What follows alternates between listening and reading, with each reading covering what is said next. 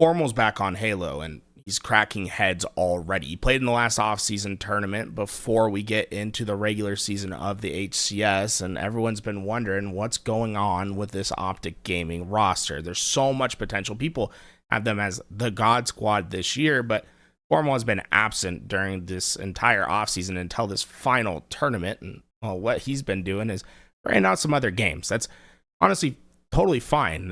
Halo's in its offseason, and there's a radical change to the meta that's going to happen with this most recent update that actually drops today. So if you're interested in checking out some Halo, playing it again, maybe right now is the right time. But Formal came in and was immediately doing Formal things. I mean, guys, this was the first thing that we saw when Formal came on to broadcast.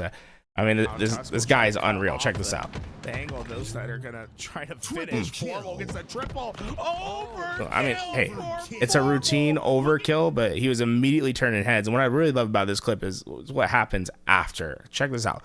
Calm, cool, and collected for this final kill. Gets the killing spree with it. And, well, the Formal was immediately putting on a highlight show, but there's plenty of other teams that people were worried about. The first one, Space Station Gaming, right? His longtime teammate Lucid was dropped and found himself a new home alongside one of the best teams in the HCS. You have a world championship with Kevin Ecosmith, a world championship from Stellar last year, and then obviously Snakebite has 3 to his name. So this was a big roster, and what I'm going to do today, guys, is I'm going to show you every single OpTic Gaming match that we had on LVT Halo, and I want to start with this one, the one against Space Station Gaming. I think it's a great example of what this OpTic roster could look like throughout the future. But there was another team that also came to challenge them, and it's a team that's been giving this core of OpTic Gaming members problems. Obviously, I'm talking about Shopify Rebellion, right? They not only won the first off-season tournament, well, they won a second off-season tournament, they won a third off-season tournament, and yeah, they won a fourth off-season tournament. This time, it was with a substitute, but we know that teams can win with a substitute because OpTic had a substitute of their own. Tusk was playing instead of Legend during these games. That's because Legend's still over in France at the moment. He's supposed to make his appearance back in North America soon, but OpTic Gaming wanted to play, and well, Tusk was able to step in for the situation. So I'm going to show you guys every single OpTic Gaming match, so you guys can make your own decisions on what you think the potential of this OpTic Gaming roster is coming into this next season, and do you think they are going to win a bunch of championships once again? I really think it's up for discussion. The other thing I wanted to show you guys was something really cool and something I'm really excited about. Check this out, guys. We have merch. That's right. Merch is available for LVT Halo. We're right now just collecting the emails to get pre-orders out. Want to make sure this shirt comes perfectly for you guys, but if you're interested in supporting us here at LVT Halo, this is one of the best ways to do it. Get signed up for the email list, and we will get this to your hands ASAP. The other thing you guys can do to help is subscribe to the channel. Only 50% of people that watch us subscribe to the channel. I don't think you guys mean not to sub. Honestly, I forget to sub to my favorite channels as well.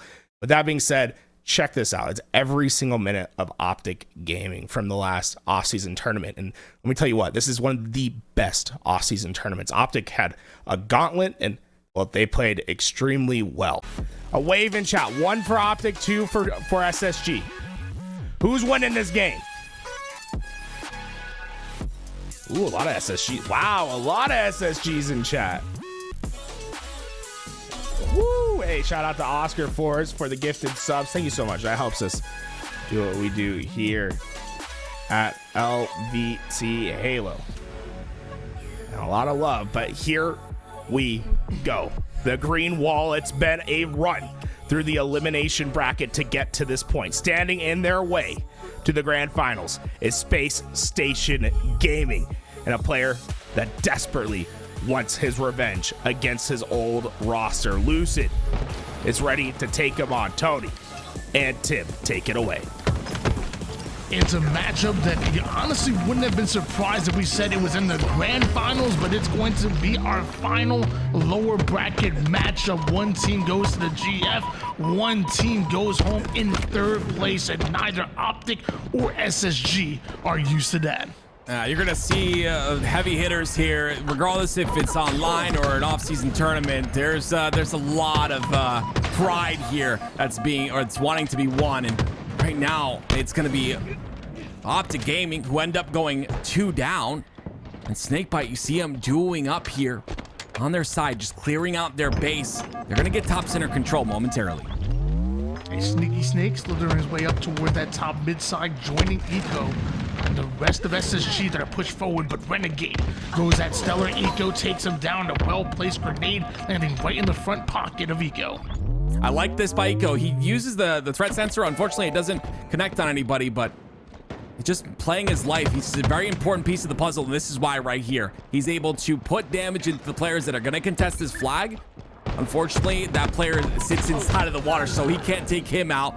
And then Renegade and Tusk get a kill. So, goodness, OpTic are making this very difficult.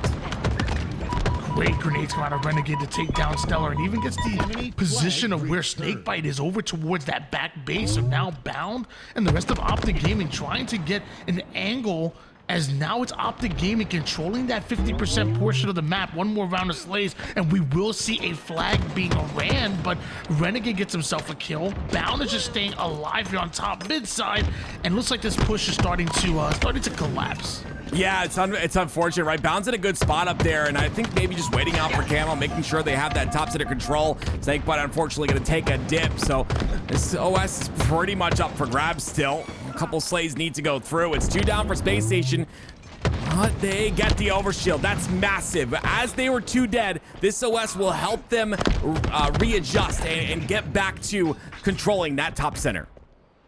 Fomo said he wanted to play a similar position to Eco on SSG. Well, Eco hunting him down, saying, you can't play my position. Oh! As he goes in for the challenge onto Tusk. Both will go down for OpTic Gaming. Stellar is also in. By the way, Stellar got another kill on top of that. So right now, staggered spawn is being created, Tim.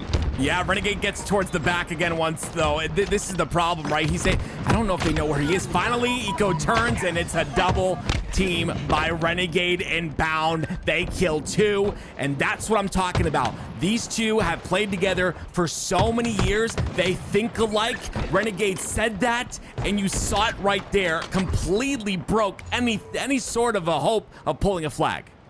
OpTic do a great job of clearing out their base, and now you allow Renegade to grab a hold of the sniper. Snakebite could have played for that sniper, but decides to play forward, and Stellar thought he had a free one, but ain't nothing free on the map as long as Renegade is here. He's going to create space here, but this is the thing. You know he's going to be careful. This is right there. I think he bodied him. He hit the body shot onto him. Lucid plays that so well. Beautiful nade. Shuts down Renegade. A massive play. Now it's Lucid and SSG with a snipe. Now we see what Lucid can do. Body shot onto Bound, forcing him back. Doesn't want to overextend for that one, so gonna go right over toward that top mid side. Notice that his teammates are going down, so with that, a full retreat, but exactly where Renegade wanted him. Yeah, it's good though. He ended up playing the snipe, so even when the worst happens, you can at least get that snipe off the map, so it's not a factor any longer. Bound though still has one. The thing is, though, what we saw last week out of OpTic winning Forbidden in like 1 minute and 30 seconds, that happened because they had 2 snipes in their hands. So minimizing that to 1 is huge. Overshield gets drained, but Double not before kill. Renegade Triple kill. rips a triple kill. This should be a flag run coming in for OpTic Gaming right towards the snipe side. Bound did end up going down there, but it was long enough to block off that snipe side spawn, and that flag is going to make its way toward the rat tunnel, and it should be in, right? Yeah, it's just great awareness right there by Renegade, right? You have a complete free lane to the main ramp, but Bound, he sees Bound spawn, and instantly when he sees Bound spawn, you see him taking it towards that nest side, which is usually where the route is, the normal route to take the flag. So just great awareness, you know, understanding where that flag should go and getting it through. And it's going to be a 1-0 lead for OpTic. Going to switch gears over towards Eco, having quite the game here, 10-6, not too bad. On the opposite side, your leading Slayer is going to be Renegade, who just has gone down for the 6th time here. Eco just waiting patiently for the play to develop on the attack towards that pistol side. And a weakened Bound should go down. There's a second one that wants to get involved, and Formal with the cleanup. Yeah, Renegade going down there honestly caused all this to happen, but my goodness, Formal cleans up 2 kills, and now, as you can see, this is the most important spot to be on this map. It's gonna be the nest side of the map. You can get control of this. You can pull flags pretty freely. You just gotta get a couple more slays first. But as you can see at the bottom left of your screen, there's a couple of overextenders that are going to be making this flag pull very difficult if they get the slays. As you pointed out, Renegade and Formal were clearly favoring that snipe side, and with that minimal damage, actually, Slay's about even. They're still going to run that flag towards the underpass side. Now a counter run going out as snipers are going up. Can they slay while running the flag? Renegade, he gets trapped.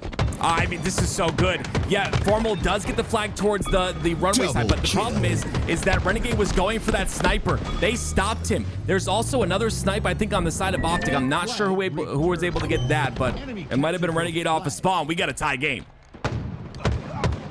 Stellar has a sniper. Well, I should say had a sniper as he goes down to Lucid.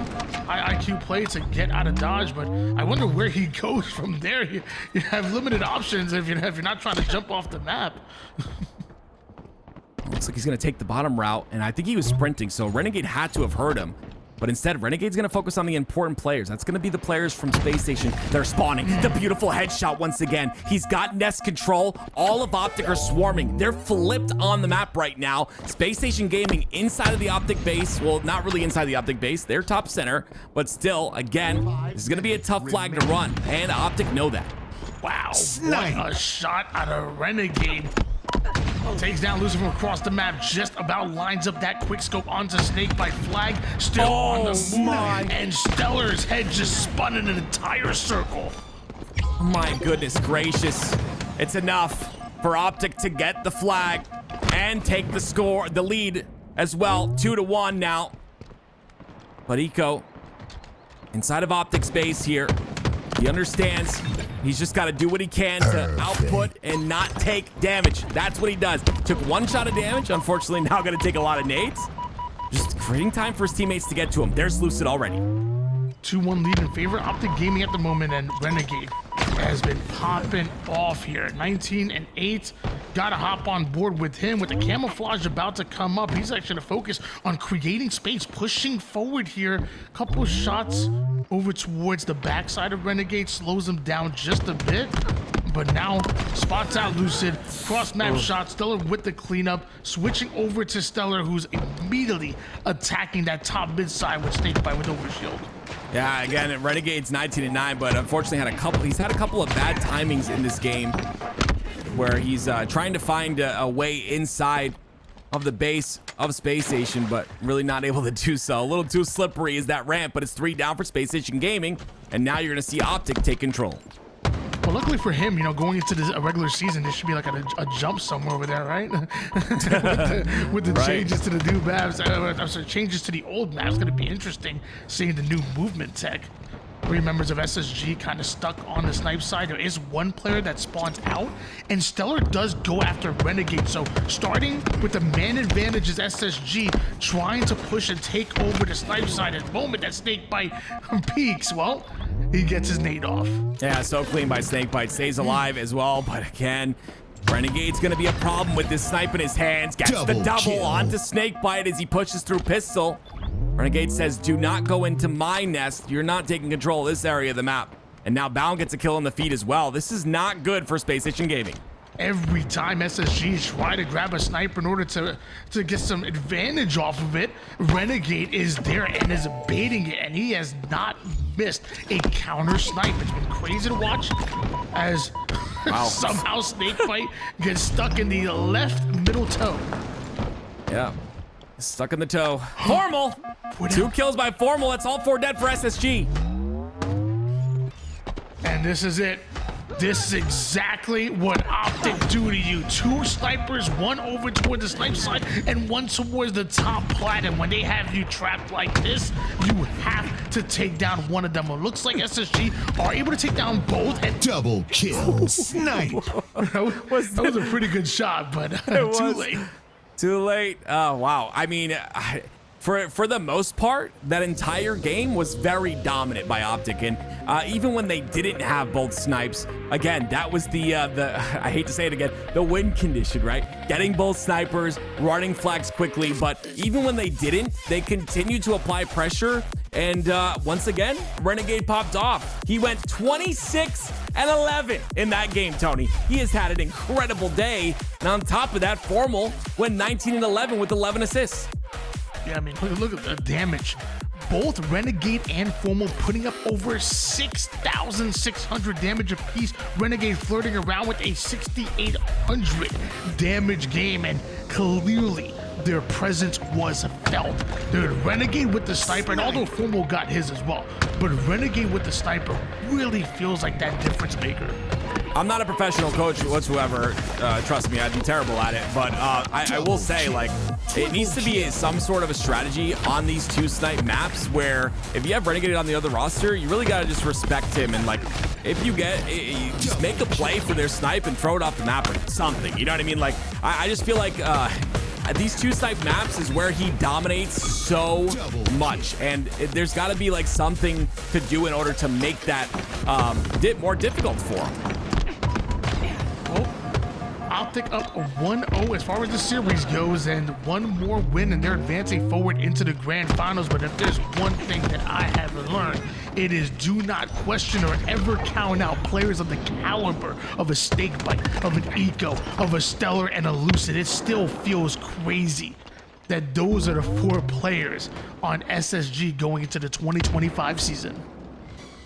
Goodness me. 4-2 so far. Tusk has the camo, and the spawns are on the elevator side. He'll take out one, and he won't go down, and this is the big problem, right? A lot of damage was done to him, but the pressure, too much from OpTic Gaming. 3 going down. Bound aggressive onto Stellar, but Stellar has an answer for that. Meanwhile, Tusk, a little bit of jiggle peek action, but Lucid won't be fooled by that. OpTic Gaming have a 2-kill lead, but Space Station are slowly starting to claw their way back into it. Yeah, there's a player stuck on the elevator side. Stellar kills him, almost gets the kill onto Formal as well. Some great teamwork by the duo of Stellar and Eco. They clear out the elevator side, and now they can just, you know, wait and control. They've got the player on the cross. I can watch if anyone pushes Cat, and they'll wait for damage before they push. Tied up 8 apiece here. Actually, OpTic do take a 1-kill advantage. Eco trying to hold the players over towards that bottom tower side with camouflage coming up in 20 seconds. You have to think this next round of Slay is going to be so important, and Eco catches Formal out in no man's land and even puts down some good damage onto Bound. Bound thought he was finding the exit route, but he doubles back. That man fears no man. Oh, yeah. I mean, the grapple was just to get that kill over with, but Bound makes him pay for windmilling a little bit, and because of that, it's going to be Tusk who gets the camo. 2 down for Space Station Gaming as well. They have information on 1, and Bound is just waiting for his teammates to push up so they can collapse. Feels like whenever you're going up against a player like Renegade and Bound, you gotta be ready for the reach out. Tusk with the camouflage. A sneaky play on a 1-shot. Lucid now puts down some damage onto Eco as well, but all of that damage, are they able to capitalize it? As of right now, trades are the only thing they're getting, still holding on to a 2-kill lead. Yeah, they did get that 1 trade, so, I mean, not too bad, but SSG come on top of that one pretty strongly. Really well done by them to solidify on the back of Hydro there. Very aggressive. I'm starting to see a little bit more aggression here, a little bit more holding forward out of SSG. That's what you like to see, playing with that confidence. They were known last season, Tony, and correct me if I'm wrong, as one of the fastest teams in the league. So, I mean, seeing that pace out of them is just normal, but it's gonna, I mean, obviously the roster's changed a lot, so it's gonna take a little bit of adjustment. As they start to open up the playbook, apparently so does Bound. Bound opened up the skull of his opponent with that shock. Beautiful double out of him.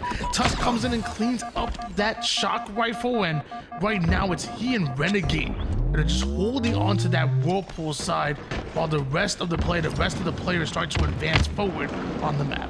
I like that right there, though. It's a 1-for-1 trade, but Stellar gets the kill on the long haul side. That kind of opens things up for Eco to push through the glass. I mean, I love this by Tusk as well. He's holding his own in these games. 5-3-2.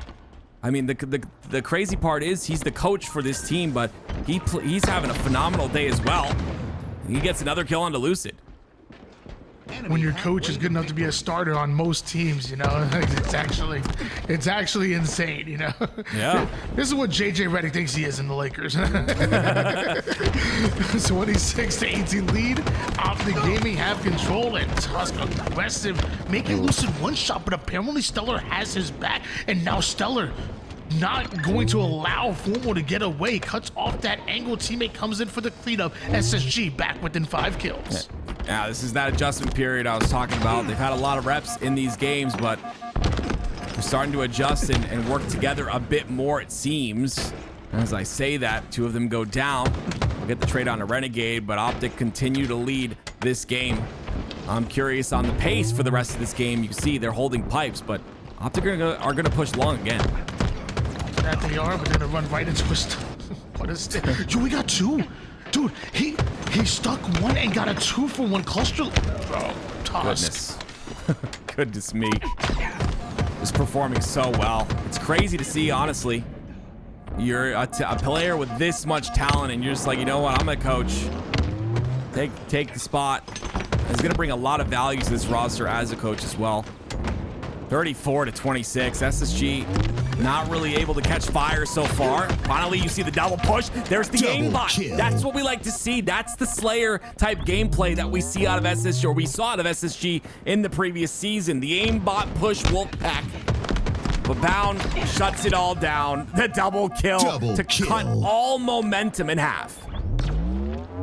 I'm not gonna lie, I don't know if you called like a play, like a playbook. The aimbot push Wolfpack. What the heck? That's my play. I'm not gonna lie, you lost me on that one, bro. Like, yo, you JJ Redick me on that one. 37 to 131 lead in favor of the Gaming Stellar with the double kill, and he's just gonna continue to grind forward. Down by 4 kills. You said they haven't caught fire just yet, but they have time. Yeah, they do. We're almost sitting on long right now. He was sitting in the corner, but decides to push up. Now he's in trouble, though. If they can get a kill onto Formal here, it'll open up the map. Bound throws a little bit there, going bottom center. He was looking for the camo player. This is huge. Stellar's gonna make a play here. Perfect shots. Lead to a killing spree for Stellar. 3 down. Go OpTic Gaming. Stellar still has a bit of this camouflage to work with. It is not over just yet. Bound. He's hunting down. No, it don't matter. He's hunting him down. And right now, Formal tries to get involved. It looks like he's going to get his, and back to a 5-kill game. OpTic Gaming, they pull ahead. Yeah, you just have to understand, like, I don't know, both these teams obviously changing so many members of the roster. It seems like SSG haven't really found that, I don't know, that the style that each of them has to play, I guess, as of yet. They look a little bit uncomfortable. There are moments of brilliance, though. I saw it there on the long haul side. That's what you like to see, but, you know, they've been on the same page. It's just been not enough. It's still a 5-kill lead for OpTic Gaming. OpTic Gaming currently playing with their coach at the moment, and just 4 kills away from ultimately advancing forward into the grand finals against the full roster of Space Station Gaming. One which we have to call out that this is the first time that they're playing together as a unit. First time they're playing here in the off-season tournaments. Right now, Renegade and the Shock shutting it down. Down by 5 kills are Space Station Gaming, but just 3 more kills needed here for OpTic. And the Renegade just shut down the entire SSG roster by himself. He wanted the triple, didn't get it, but I will tell you one thing. OpTic get the win. Tony, I really have to talk about something here. If we can get that last play, that would be phenomenal. I gotta talk about Renegade. Toolez, did you see that last play that Renegade just made? It seemed like he had the best timing in the world. I think he completely understood. I don't think you saw it. So I'm gonna talk about it instead. No, go for it. The last play, disgusting. Now, it was actually before this. So he gets the first kill, right? The thing is, he takes a different route. They think he's bottom center. Watch this. Okay, so look, good right here. All right, so watch. He gets the first kill on a snakebite. They're gonna think that he's bottom center here. Watch. Now watch the route he takes instead. Now watch Lucid. Lucid drops down all the way for him. Now it's Tusk and Renegade up top with complete high ground with all of Space Station Gaming on the bottom tower. And he goes in to clean up more. This is what I'm talking about. It's impossible to track this man. He just makes such a big impact, and my goodness, incredible. Getting lost in the grass. Hey, Renegade, I think put a complete shock to their system throughout this game. I expected this to be, potentially a 3-game series, but I was definitely leaning towards Space Station taking the series, considering that they have their full roster. But OpTic Gaming, every game that we see them, Tony, seem to be getting just a little bit. Folks, the stage is set. Shopify Rebellion looked to hold off a red-hot OpTic Gaming coming from the elimination bracket. They've taken on each opponent with a renewed fervor. They look better and better game by game, brick by brick. But there's 2 young guns and Shopify Rebellion that stand in their way. Cycle and Last Shot look to put them down before they can get those engines hot once again. To bring you to action, Active, Tony, killed the grand finals. Tim, I know you're getting old. I know it must be past your sleep time, but come on, man. Don't get tired on me, Tim. We got a grand finals to cast. We're about to watch the best Halo you've seen all season long, and it's happening right here on your screen. There's no freaking chance I'm going to sleep right now. Bound ends up going down. Last Shot finds the camo. 3 down for OpTic. Shopify Rebellion versus OpTic Gaming. Ladies and gentlemen, get used to hearing those words being uttered all season long. If either one of these teams or anybody else wants to win a tournament, it's going to have to go through these 2. You talked about this man on screen right now. Last Shot, him having that it factor, that X factor. I mean, I've been watching this kid since Halo 5 SWAT Nation days. He used to play in SWAT tournaments, and I'm so happy that he decided to start competing in the HCS. As I say that, I do curse him up a little bit. He ends up going down. OpTic, they get a little bit of control.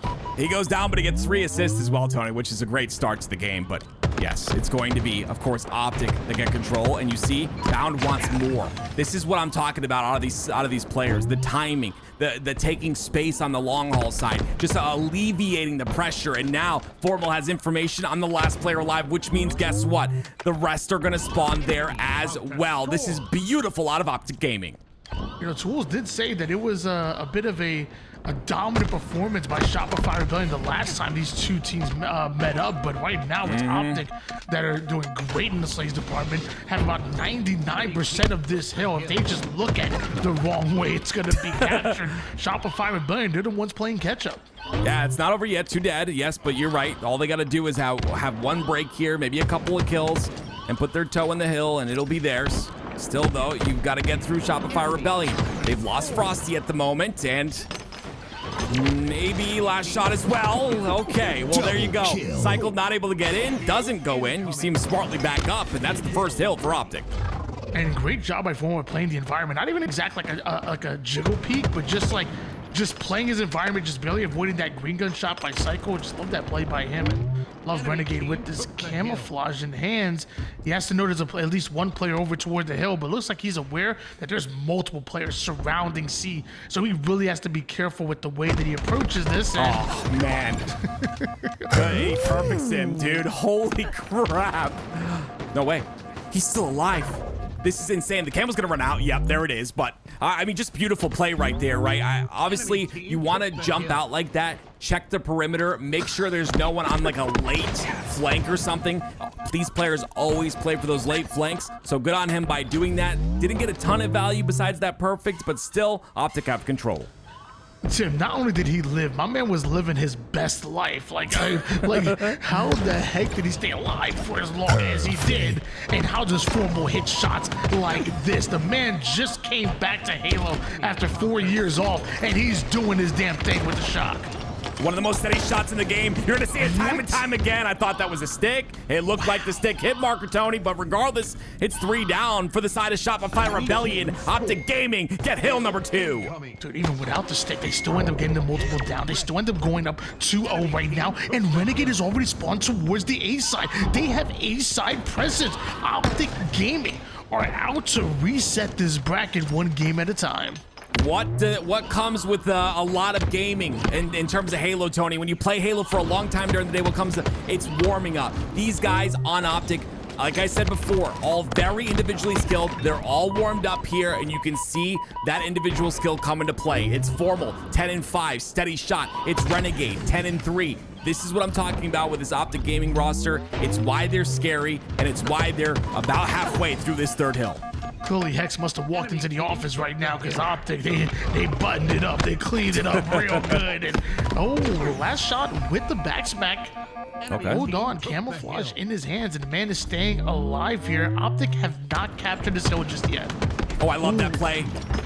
You always want to go for those one-shot players when you have the camo. Make sure your kills are easy kills, because again, staying alive and getting max value is what's most important. And you can see every kill that he's getting is easy. Last shot just took over, and now his Shopify Rebellion finally stamped inside the hill. That gold side being assaulted by Royal 2. Just about cleared out the gold side from across the map, did Frosty, but Bound is starting to get involved.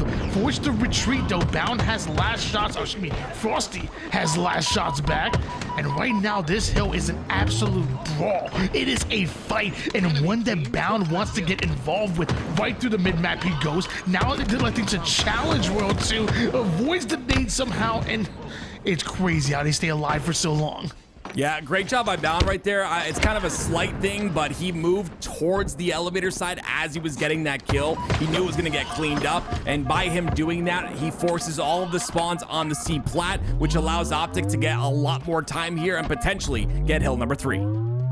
Setup being formulated right now. Formal finds himself behind Frosty. A pivotal battle, one that he's willing to trade off of, an across map from a Renegade, and the rest of OpTic looking to get involved, but Renegade turned around. Is the shock up or something? He turned That's around probably what it is. quick. Yeah, look at it. The shock is like a cheeseburger for me. It's just, you just need it, and he needs it. Gets his hands on it once again, has that timing down, and it's just beautiful, right? He can use this shock rifle to really make a presence here on the pipe side, which, you know, if you're Shopify, you would kind of forget the pipe side. But once again, he makes sure you're aware that there's a player on that side of the map. You have a cheeseburger, but no bun. Okay, Yes. you're on keto, all right? Yes, sir. Yes, sir. 3-0 lead in favor of OpTic Gaming right now, looking for their final hill. 2 minutes and 23 seconds on the clock right now as Royal 2 and Shopify Rebellion look to put on a comeback, one that we have not seen in a very long time against OpTic Gaming.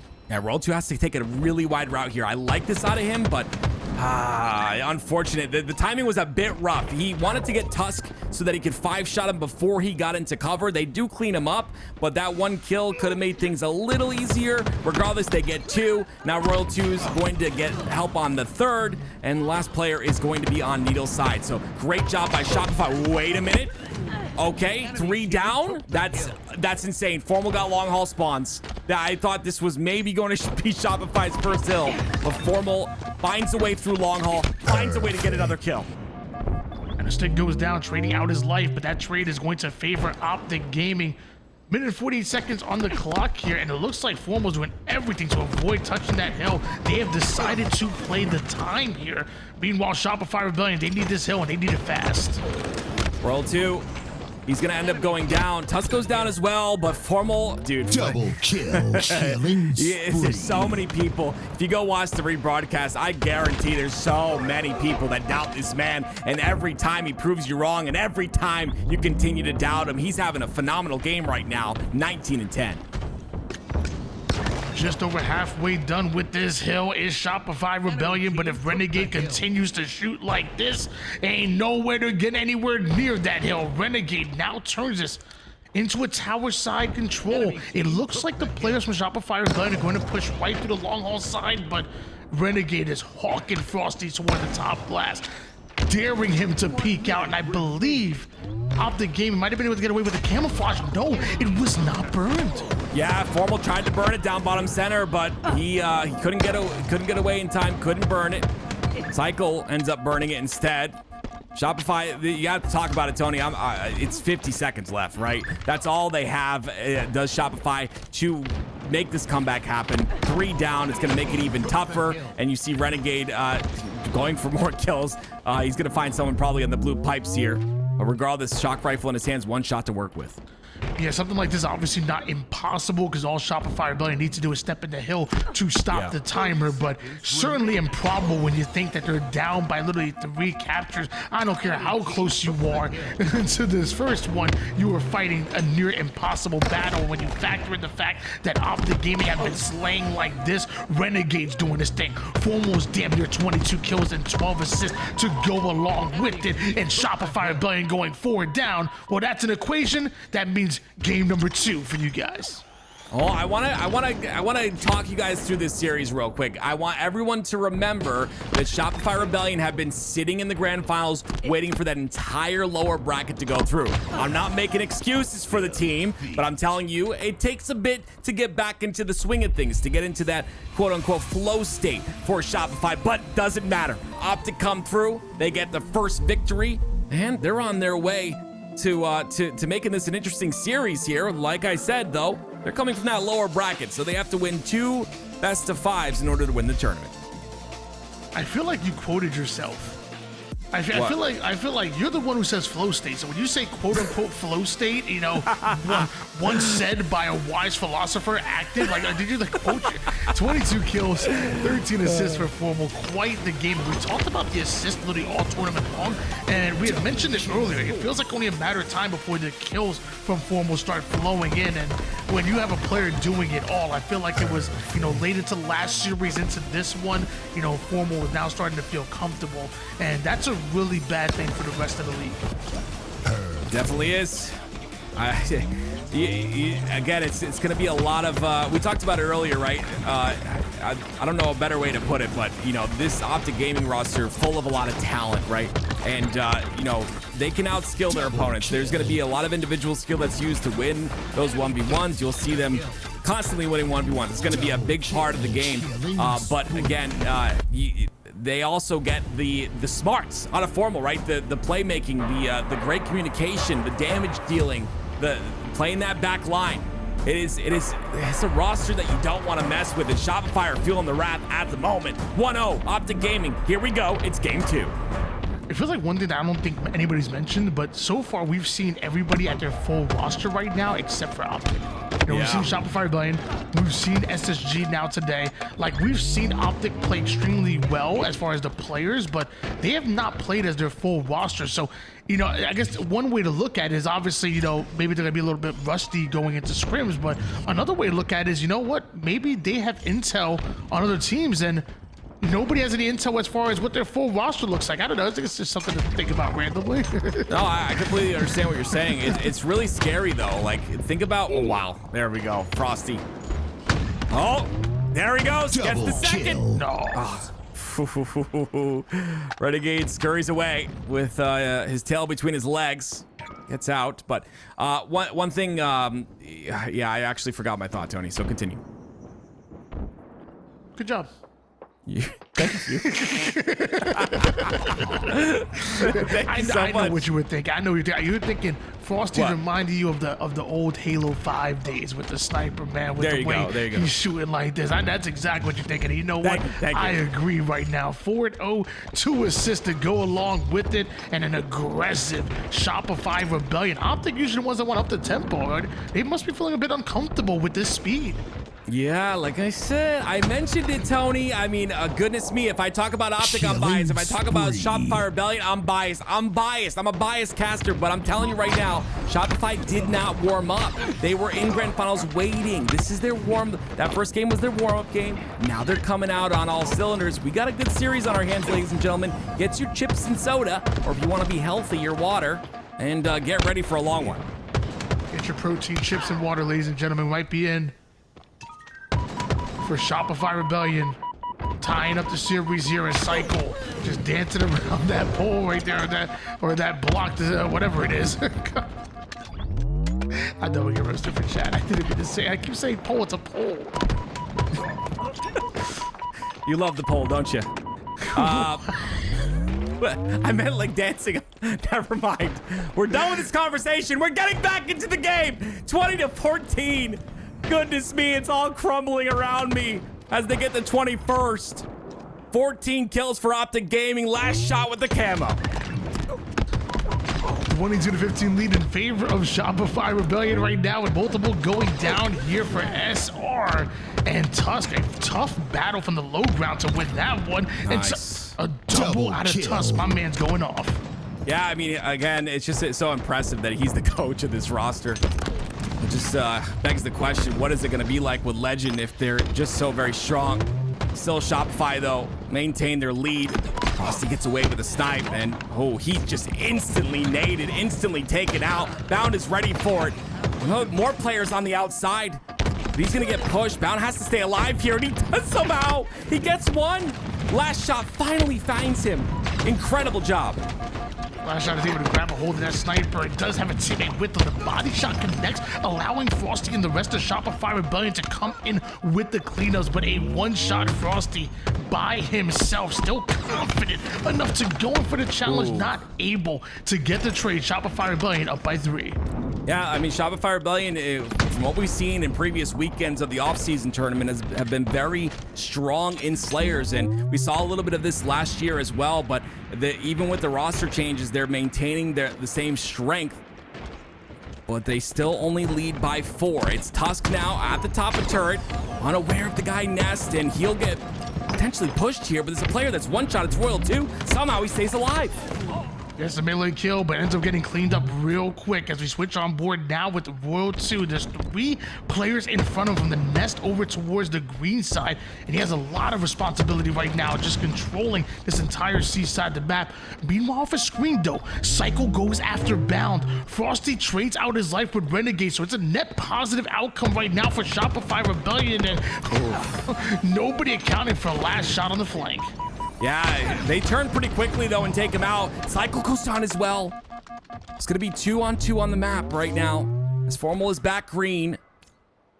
Ends up regaining his shields, and he'll be safe for now. But he's on an off angle, and that's going to allow Shopify to completely push top tower. Can they stay alive, though? No, 2 go down once again. Repulsing up for, I was gonna say for safety, but last shot had his reticle trained on him. Turns it into a double, but it's Formal the one who gets away with the camouflage, and with Renegade watching his back, last shot ends up being cleaned up. Frosty quick to respond, and luckily he and Psych were able to take him down. That camouflage was huge to take out. I mean, that's just so confident by Frosty. He had help. He knew he had help on the screen side, or I believe screens are top sandbags, but regardless, he knew he had help, so he knew that Chow was okay. He needs to take out that camo player and understands the importance of it. And now Shopify only need 5, and they'll tie up the series. With Frosty pushing up right to the pillar side, meleeing Casper there. He's gonna dance with Tusk just a bit and trades out his life, and that's all that Shopify Rebellion really are looking for right now, as they just need 3 more kills. OpTic Gaming, they're gonna have to play damn near perfect Halo. Yeah, it's not over yet. Formal, a little bit risky there going for those stickies, but Shopify is just standing on C at the moment. Frosty has a snipe, though. This is going to make it really tough. Look how he's getting aggressive on the map. Frosty's kind of caught out here, but no, he's not. A beautiful shot onto Formal. One more, and Shopify will tie it up. There it is. The tie series 1-1. Just when you think you have Frosty exactly where you want him, you were wrong. You were where he wanted you. 17-7, and ends the kills with some beautiful snipes that something tells me OpTic are not going to forget going into a swing game 3. Yeah, we're going to see this all season long, so take notes. It's Shopify winning Slayer games. I don't know why. The aggression, I don't know. They just play really fast, and it works out. They have their timings down. You saw it there on the back of green. That was a perfect example of just perfect timing.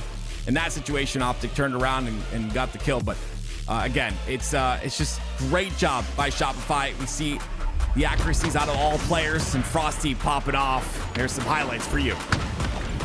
Always fun getting to watch Frosty mess around with the sniper a bit. I feel like he's going to get it even more on the Shopify Rebellion roster. I mean, it wasn't that long ago where Frosty was considered one of the best snipers in Halo, and and see him get the sniper. I'm sure he might maybe share some reps with Royal too, but when he has it, you better watch out. There's some plays that may just get made. Tony, everyone keeps calling me Unk. What's Unk mean?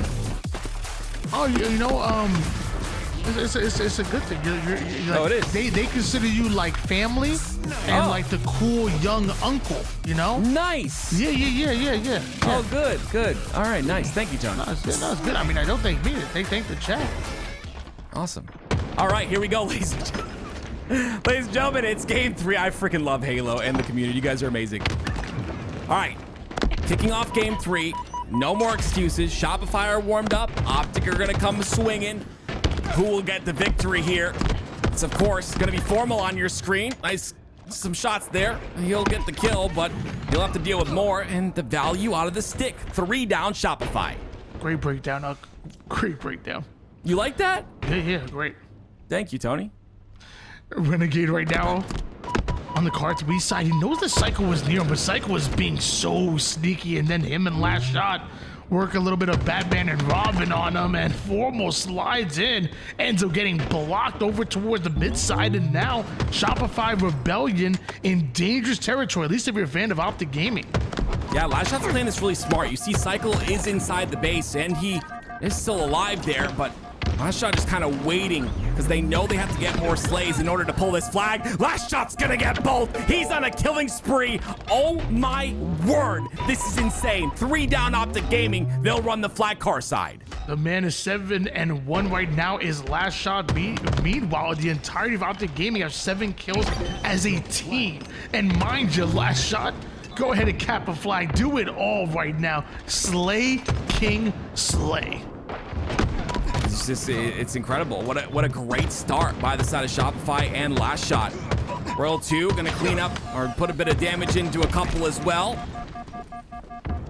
He has to try and live as long as possible here. It's going to be tough because there's 2 OpTic Gaming players looking at him, but he at least delays a little bit. Somehow Renegade though breaks everything apart. It was 3 dead momentarily. That's a flagpole.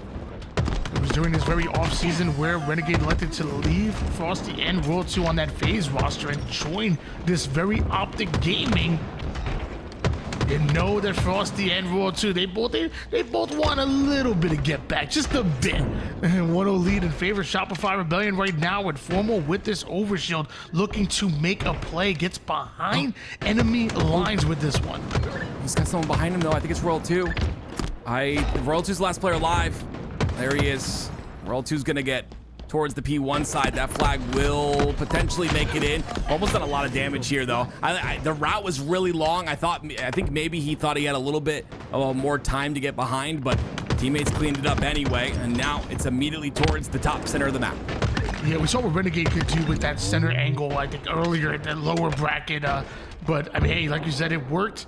As of right now, OpTic tied things up at 1 apiece here, and Renegade ends up getting pieced up by Psycho. Psycho winning a pivotal battle, and, you know what? Honestly, with the way him and Last Shot be fighting on stream, I'm not surprised by that.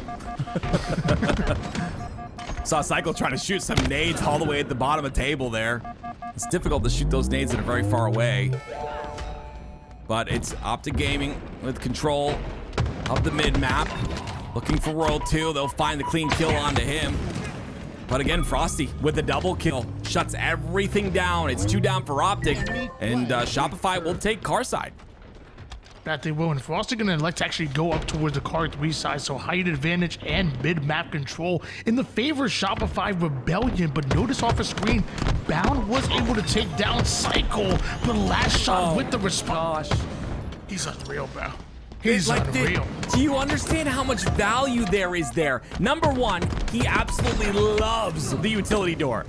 He always stands utility door and just watches to see where the spawners are pushing through. And then to get that much value when the entire map pressure is on you is just insane. I mean, glaze me. I'm glazing him fine. It's great. He's disgusting. And he's playing phenomenal today. It's fantastic. Not only one of the more accurate players in the league with the Bandit, but also with the nades as well, apparently. As of right now, it's Cycle this time.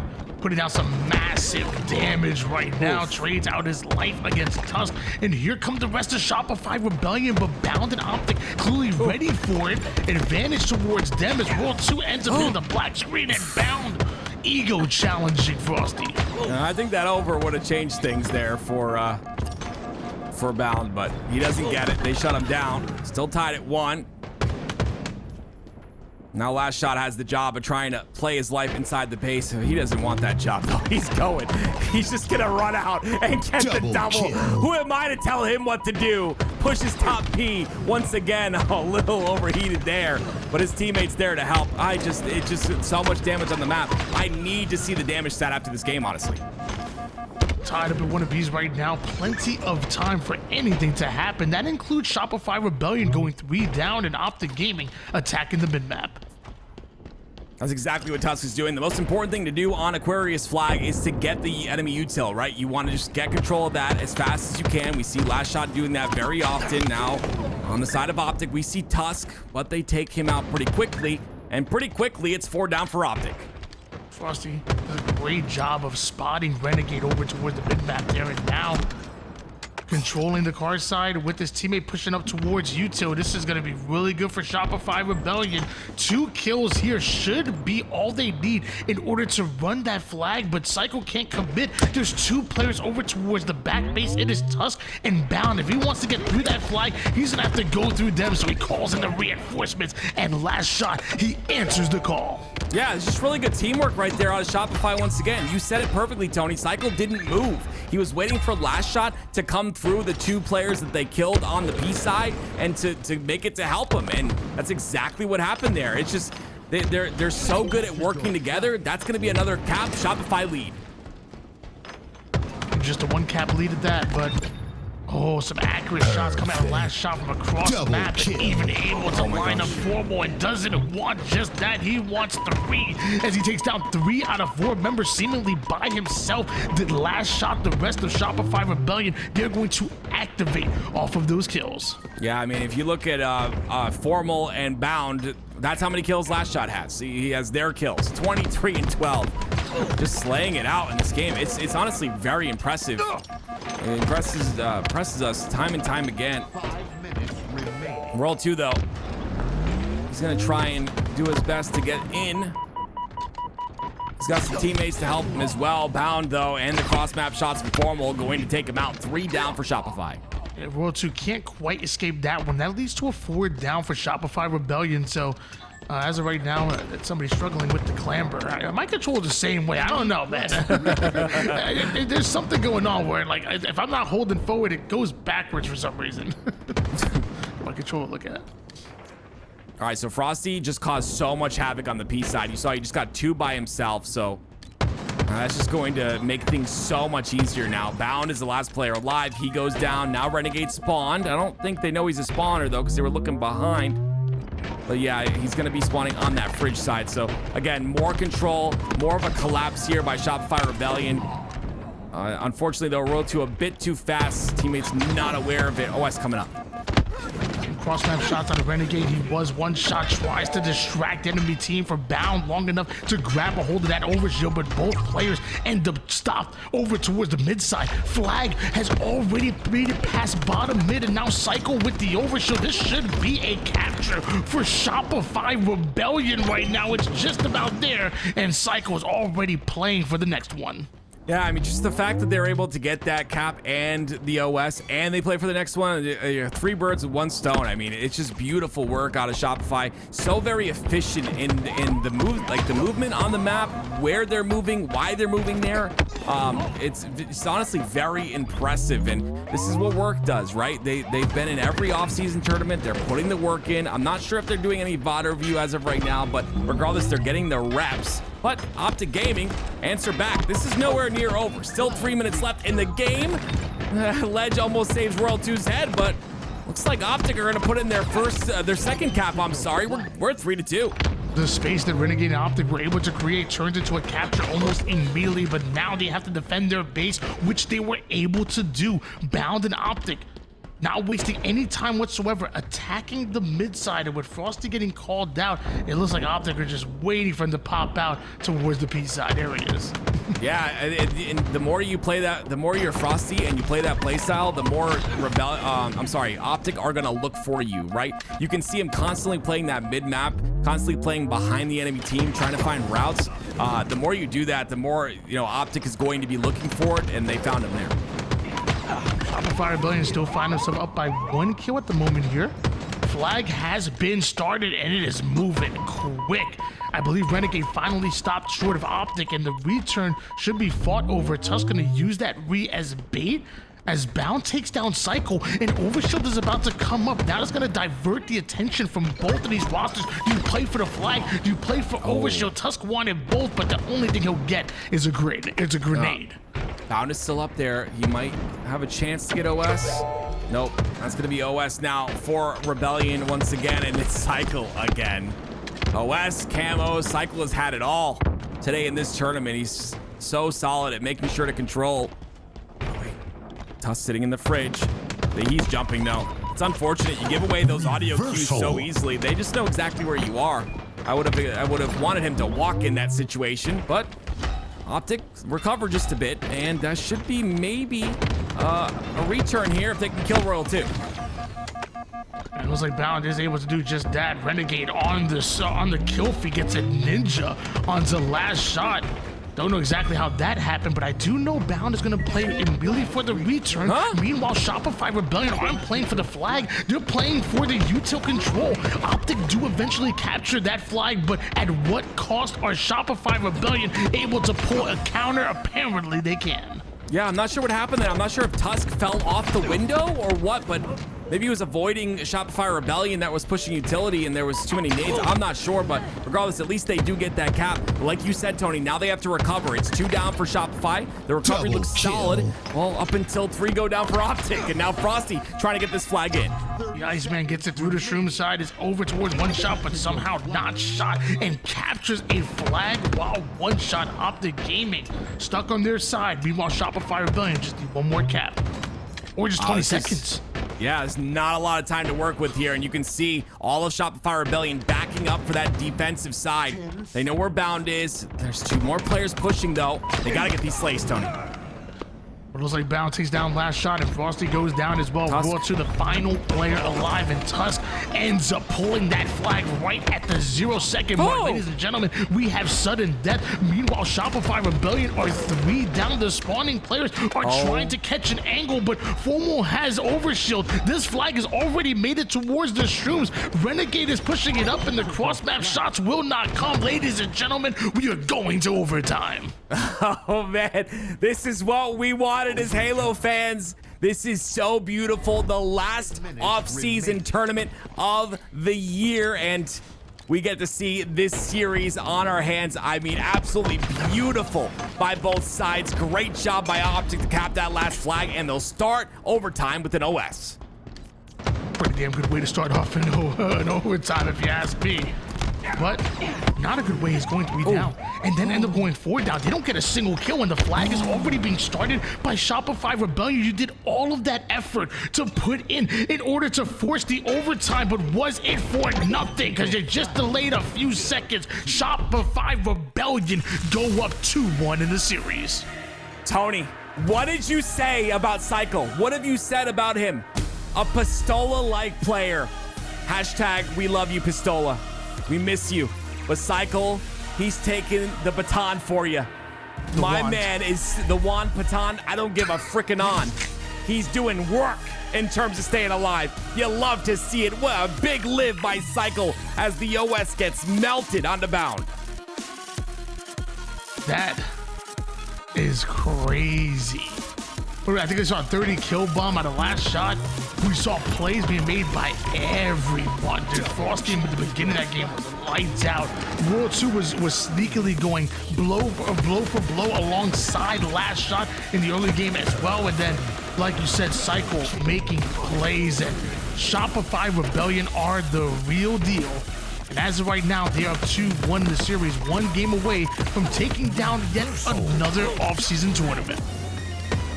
It's crazy. I'm honestly really impressed so far by OpTic, though. I gotta say, this is 3/4 of the roster. We can talk about it till our faces are blue. Tony, don't make your face blue. I'm not doing CPR. But we know that these guys are only 3/4. What is Legend gonna bring? I am so excited for this season. It is impossible for me to describe. I'm not standing up right now, and that's for a reason. Tony, we are here in Game 4. I don't know why you're worried about giving me CPR. Someone needs to do CPR on Vermaker. That man's probably freaking out right now. Can we check on him at the moment here? Let me tell you. Ladies and gentlemen, game number 4 here, and one in which Shopify Rebellion can put OpTic down here. And although both teams sneakily very good at oddball, at least they were in the past, new teams, new opportunity, but the same old Shopify Rebellion. Frosty has come with a different energy. I'm gonna say it. I don't know what it is. Maybe it's just a refreshing roster. You know how it is, you know, like get nice and refreshed, new roster, new fire. I mean, my man is 5-0 already.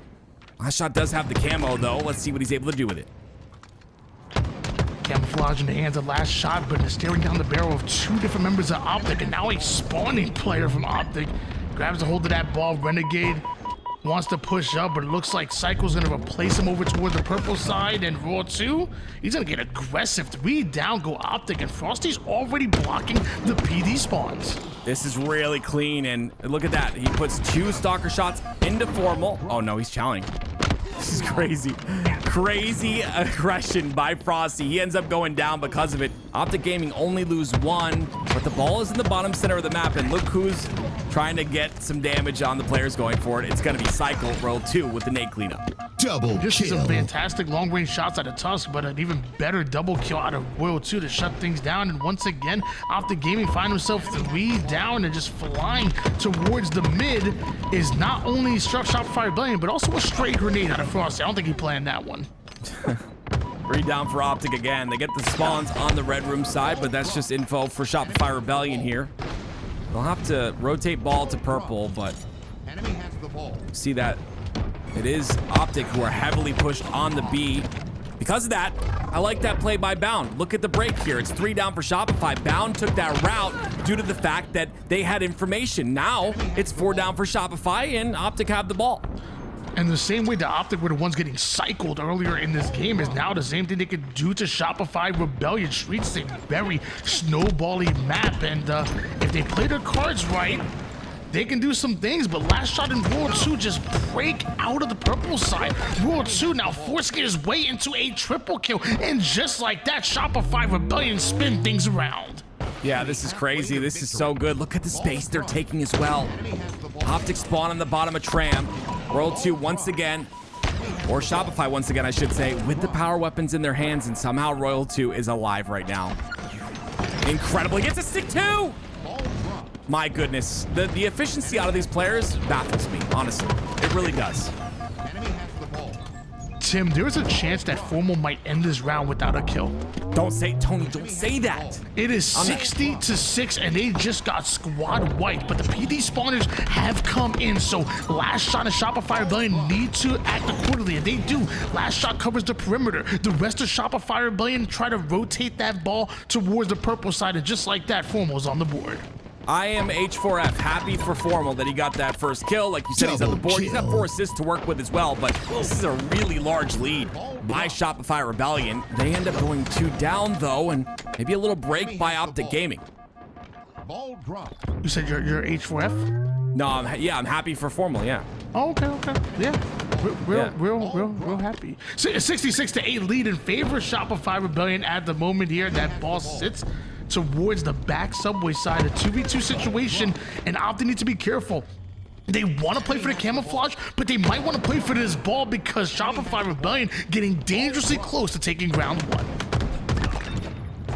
Tusk is happy. He got that kill on the commando side. That ball still sits on trash. It's just not a good spot for it to be, especially if you look, you see Shopify Rebellion overextending on the B Street. Tusk is in trouble. He has no time to repulse up.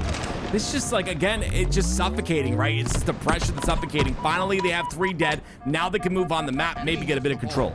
A nice score for Shopify Rebellion with just 8 points for OpTic Gaming, who are gathering their points now here, but the last time they had a setup, it was broken almost instantly. They need a good round of slays before they can even think about clawing their way back into this one. And as I say that, Frosty off screen goes right after Formal. Last shot takes down a second one, so that is an opening that Shopify Rebellion immediately played through.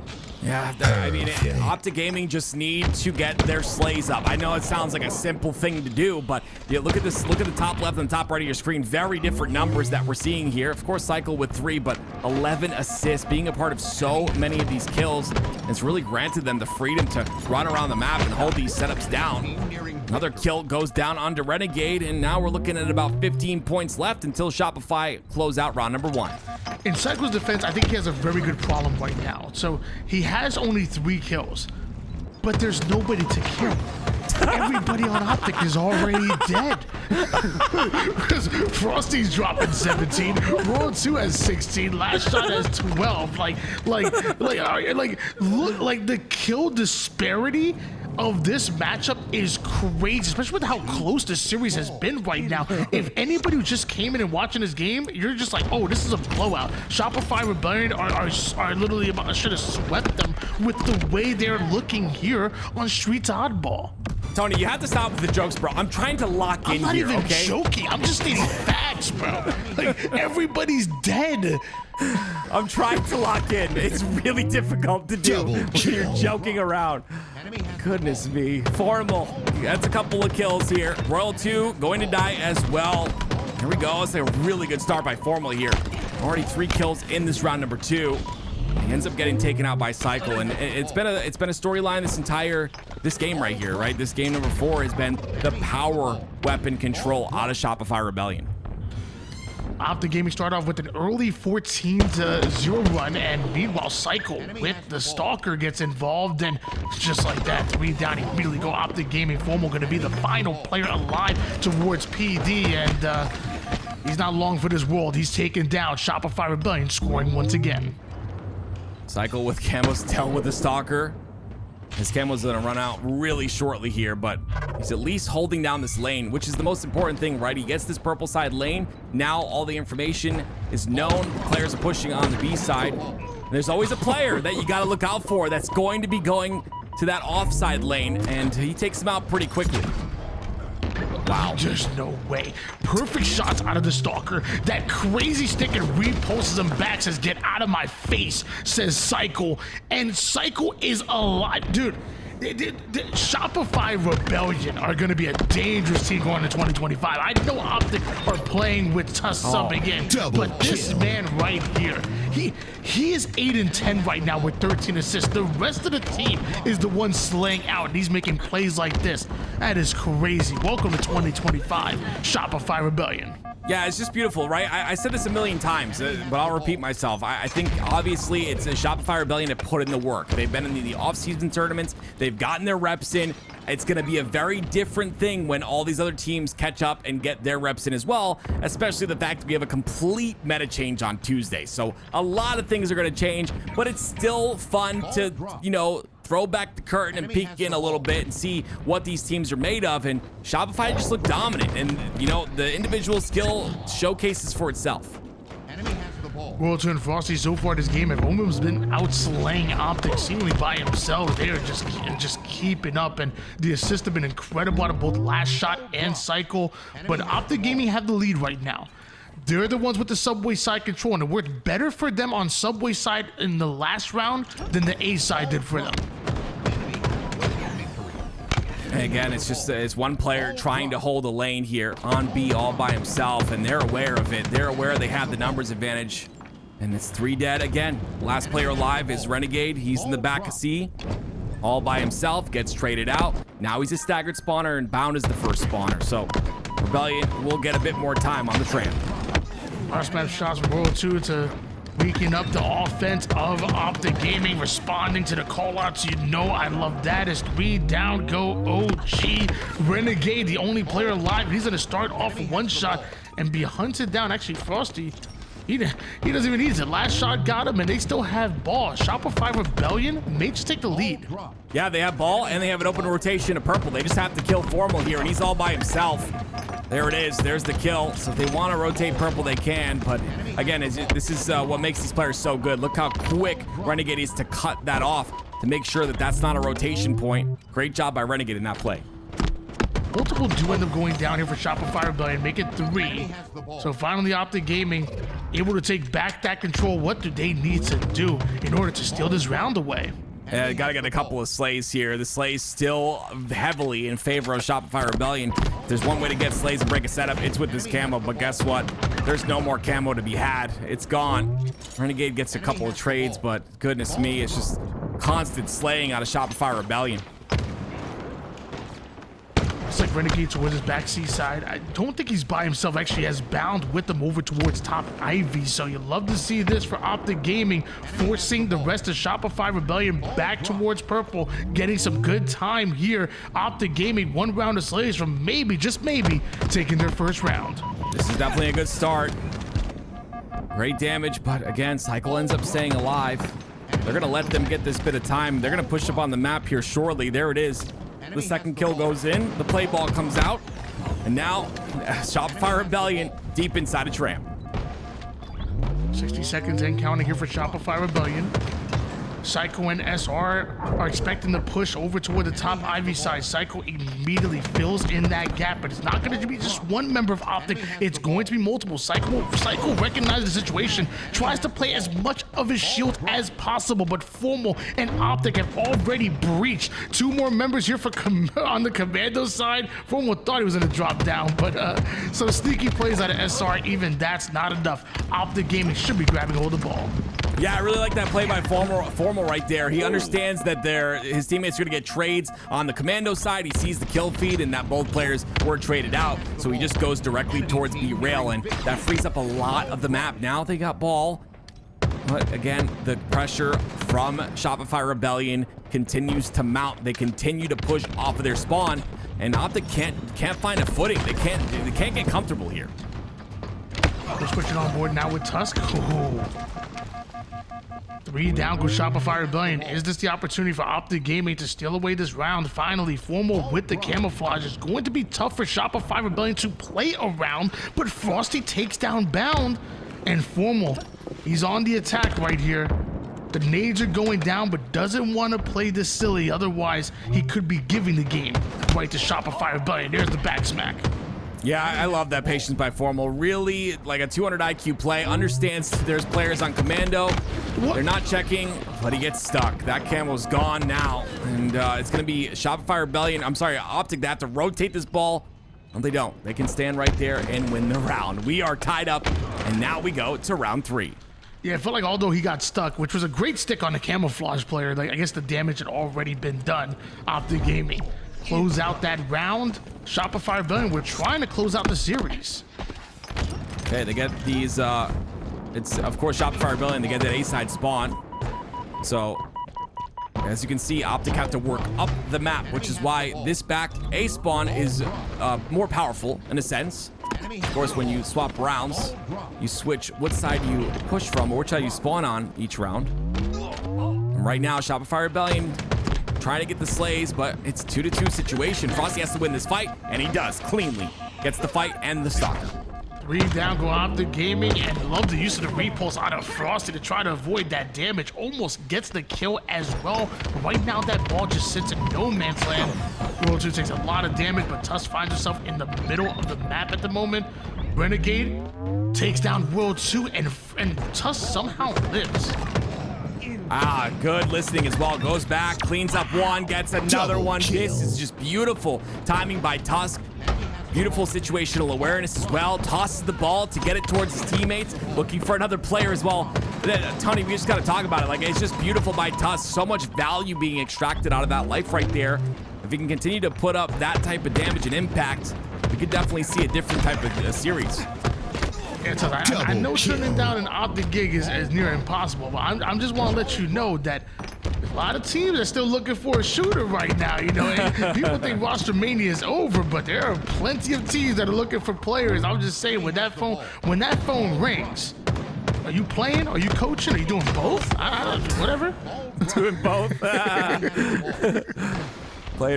Playing in one game, headphones on for the other team. Goodness, be tough. 3 down. Make that Double 4 down for kill. Shopify Rebellion. It is Renegade who gets the double. See, the ball efficiency is just not there. Finally, the ball is picked up. It was just in a bad spot, but Formal ends up going for it. Formal trying to do it all at the moment. And Renegade as well, trying to do it all. A couple of slays for him, but still no ball time acquired out of any of this. No scrappy ball time, no solidified setup. Frosty gets the camo. Although you love the kills by Renegade, it's Frosty that ends up with the most important utility on the map, this camouflage. Just notice how Renegade immediately trying to reposition over towards Bound. Bound gets his kill, and Renegade advances that ball over towards Subway, but Bound is down. And right now, Frosty may have the opportunity to backsmack Renegade, but gets repost back right after getting stuck, and Renegade, along with OpTic, continue to score. So Renegade trying to rotate this ball on the B side. He needs Bound to stay alive. Bound does a lot of damage, but unfortunately, Frosty is once again behind Renegade on C. So it just becomes really difficult. You think you have that B streak control, and once again, a flank comes out of the Frostman. This is what he does. He does it so well. Last shot just perfectly waiting for the crossover toward the purple side of the map, and because of that, OpTic Gaming already at a deficit, but they just went 3 down. They cannot afford this. Somehow Renegade's inside a commando. I'm not sure if maybe that was the last player alive or if it was the first spawner, but it's a really good spot to be if you're Renegade. Only problem is his teammates spawned all the way across the map, so doing damage and staying alive is his job in this moment. And they've done a great job of that. It's 2 down for Shopify Rebellion. They stopped the time from being accrued, and Renegade's still searching for kills. Oh, great damage coming out of Renegade and the OpTic roster as a whole. Active camouflage is coming up, and right now Shopify Rebellion spawning towards the opposite side of the map, and still having to fight for the ball and camo. Camo's 2 seconds away. Tusk is on that ball, but Frosty's once again there to stop the rotation and to get him killed inside a tram. Now Royal 2's here to help with camo. I mean, it's bad thing after bad thing for the Shopify Rebellion roster. I'm sorry, for this OpTic roster. Shopify are just playing this perfectly. As right now, Formal has no idea. He might just get back. Early shot from Royal 2. I mean, that honestly could have been a misclick. I think he's just frustrated. He's just chasing the guy for so long. He's like, I'm just gonna start shooting him. But yeah, I mean, that'll give OpTic Gaming a chance here. Now, my question is, right, with this solidified setup on the tram, how quickly can Rebellion break this, or can OpTic Gaming hold? The slays are starting to look a little bit better on their side. Well, the nades coming out of cycle even avoids the repulse as well. It's a great damage onto Formal, plays every last bit of his life. Double but kill. Bound shutting things down with that backsmack. Just an absolute fight for any semblance of control on the Subway side of the map, and eventually it's Royal 2 and Frosty that get it, and once again Shopify are scoring.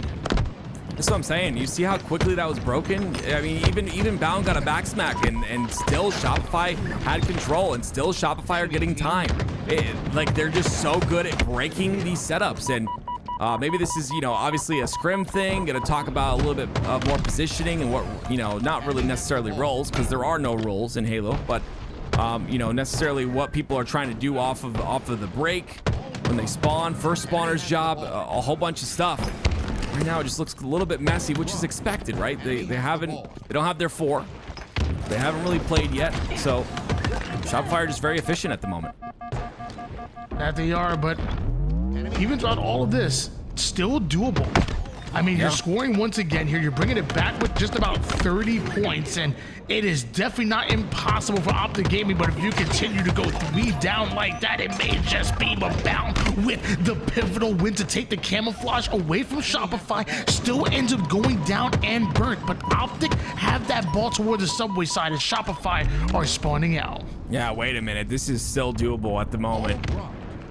It would have been much better or much more doable if Bound had somehow kept that camo. But, this is really an overextension by Formal. He took a lot of damage there. They're going to activate on this, I think. No, they're not in a position to. I'm sorry. Well, that's 2 down for OpTic Gaming, and that means that 2 players are left on this tram side all by their lonesome. Spawn comes out, though. Can they hold the push?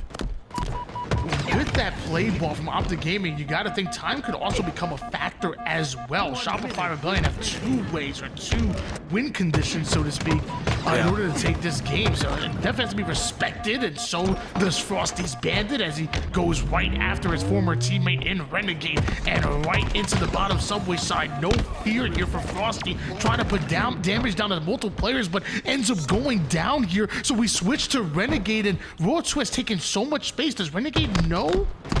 He knows. It's a big kill. He took a little bit too much damage for my liking, and you see Last Shot's trying to inch up on the map for it. Pound kills Last Shot, though. Wait a minute. Oh, he got knocked up by the nade. Huge nade right there. 20 seconds left. Yeah, that should have been free ball time for Renegade and OpTic, but that nade denies access towards it for just long enough for time to wind down. Shopify Rebellion, no. 1 or 2 kills is all you need in order to play that ball towards mid and put it out of reach. OpTic Gaming rotating the ball from the purple side. Last Shot goes in for the challenge, but all of Shopify Rebellion are on the attack here. Tusk, one shot trying to push that ball forward, but it doesn't go towards Formal. Formal still grabs it with 6 seconds left. OpTic could send us into a game number 5. Frosty's there. Frosty's pushing over towards the mid side. Formal is in a position to play that ball. Shopify Rebellion, I don't know if they can grab it. Oh. What? No way. What? Overtime! Oh my gosh, overtime! 9 points! He's gonna repulse it back to his team. They spawn on the tram side. Frosty catches it. Oh my word! Oh my word! 3 more points! They're gonna do it! Shopify win another off-season tournament! What just happened? They had it. Everything was there. We gotta watch it back, folks. We have to watch it back. Congratulations to Shopify Rebellion. But what happened in these final moments, Tim? I mean, it's just insane, right? They toss the ball out. Frosty's in a position where he wants to go for that ball. He knows it's going to get played, but he gets naded, so he's dead. Now it's the Last Shot that I believe tries to go for the ball here. Tusk is in a great position. He goes for the smack onto him, doesn't hit the curb slide fully, and because of that, he's gonna aim assist target the other player. He back smacks it, throws it to Cycle. Cycle catches it and gets the beat down onto him. Oh my word. That 1 split second put us into overtime, and it was all history from there. Tossed out, quarterback to the wide receiver. It's Frosty. Goodness me, what a game. So heads up at the end to hit the repulse to send it out, stays in the front line. Royal 2 drops 43 kills to ice the win for his team, and Shopify Rebellion remain unbeaten during the off season. 12,350 damage for Royal 3 rings. Tony, what about this Shopify Rebellion team worked this week? I mean, we've seen it time and time again, and we're pointing out not only, by the way, not only the damage, but also the oddball time coming out of World 2 is crazy. Might have been the more oddball time he's gotten all season long in 2024. My man dropping 43 kills, 17 assists, 19.7 KDA, and the most ball time on his team. And I feel like that's really it. We knew this team could slay. We knew this team could up the tempo at any given moment. Our questions kept coming in. Is this team objective efficient enough? And so far, we're seeing yes, they had the objective efficiency in order to close out these close games, and I'm ready to see more of them. I want to see them against the full OpTic roster. I want to see them again against a Space Station Gaming. I just want to see more, because so far we are loving what we're seeing out of Shopify Rebellion. Hey, guys, I have a feeling that we're back. Am I right? Is this not like one of the most banging grand finals that we've seen? Every game came down to the wire, it felt like, and on these final moments, it was an absolute thriller to get the job done. And there was so much that went into this game from both sides. I remember at the beginning, the first round of this oddball, it was Shopify Rebellion who won with ease. The resilience of OpTic Gaming to come back, but it's this moment. And Tim, I want to get your thoughts on this. Can we pause it and rewind it just a little bit here? They play the ball pretty early out into the open space. Do you think that was a mistake at the end of the day? It felt like the obvious play at the moment, but thinking back, I mean, would you do it the same? No, absolutely not. It's all based off the information. So Formal has to have information on where these last two players are. There's only 2 players alive on Shopify Rebellion. Once he gets the information where these 2 players are, there's Royal 2, there's Frosty, he can kind of just drop the ball down on his legs. Just drop it at his feet. The minute he feels pressure, then he can toss it high up in the air. Right now, there's 5 seconds. If he drops at his feet right here, Tusk has got his bat ledge. Renegade's on Red Room. Easy toss to your feet. Let the timer go down to 0 or 1 or whatever. If you get pressured, toss it up into the air. There's no way they catch it. Instead, he tosses it into 2 Shopify Rebellion members, one of them who gets taken out by a nade. But last shot, my goodness, like I said, the X Factor last shot, and Tusk does all he can, but it's not enough. Now, I might come to the defense of OpTic Gaming just for a second here because the man that made the play at the end. Take a look at what's happening in the background. When we come over, we switch cameras. Look at that. Royal 2 flanking in that back rank. Now, I'm not sure if the information is there, but if they know there's a guy coming in from behind, maybe that influences the play just a little bit. But it's so tough in this position, right? Because you want to play out for the rest of the clock. There's not that much left. They make the split decision to throw it out, but Frosty and Royal 2 are able to do so much right here. I think Royal 2's presence was enough to force that play ball. I agree. It was definitely a good flank by Royal 2. I still think like he could have dropped it, maybe just sat on, I don't know, like I don't know if he knew Royal 2 was there, but regardless, dropping it on the top of C right there just for a couple of seconds just to wind down the clock. I don't know. I mean, in the moment, I probably would have made the same play or probably a worse play, but it's just it's hard, tough, right? You know, I think no that's information the big thing, right? It's so hard in these moments, but these are the moments that make or break teams. And so far throughout the offseason, Tony, Shopify Rebellion is the team that's come out on top in these moments, right? When the game is close, that's when they come out on top. You can see Royal 2 beginning his flank there at the driveway. So he goes all the way driveway. Man, he got there fast. 4 seconds. He's ready to put pressure on and get there.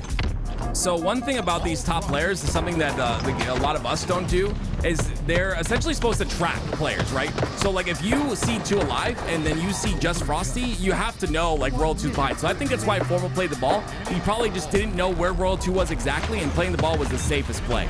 So I don't disagree with his play in the moment. I think he made the right play, but Royal 2 just had a great route, to be honest. So I was incorrect in my initial analysis, but I think I would have made the same play. It was the best play at the moment.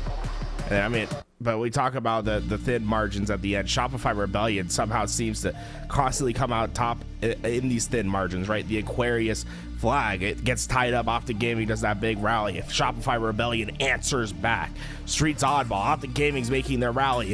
Shopify Rebellion answer back.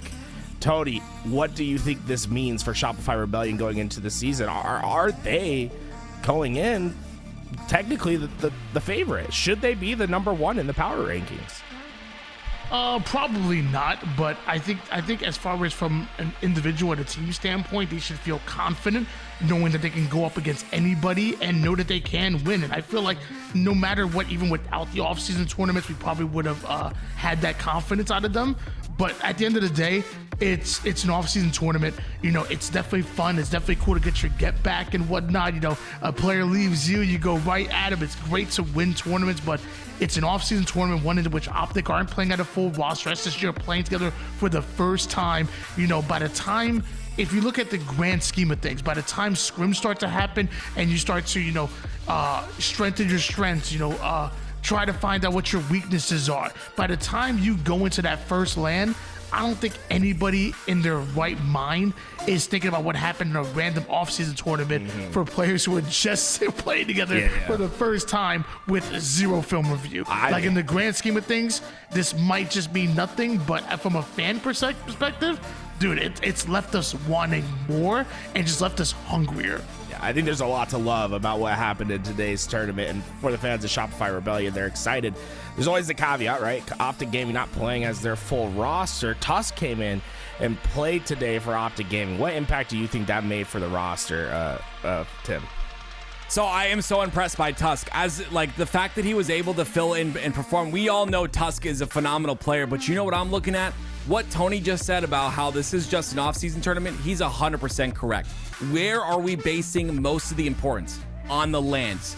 Let me tell you, if there's one player I want to pick to be my coach in a LAN environment, it's someone like Tusk that knows the game in and out and will make the right play calls and will tell us how to play the game in the moment. You know, it's a moment like that Formal says, Tusk is like, okay, we don't know where Royal 2 is, drop ball, maybe play time, and like he'll run the game. And I think having a player like that and knowing that he's skilled enough to stand with the best of them will give me more trust in my coach, and it will be so impactful when LAN starts. Yeah, we're not kidding when we say Tusk is the best player coach around.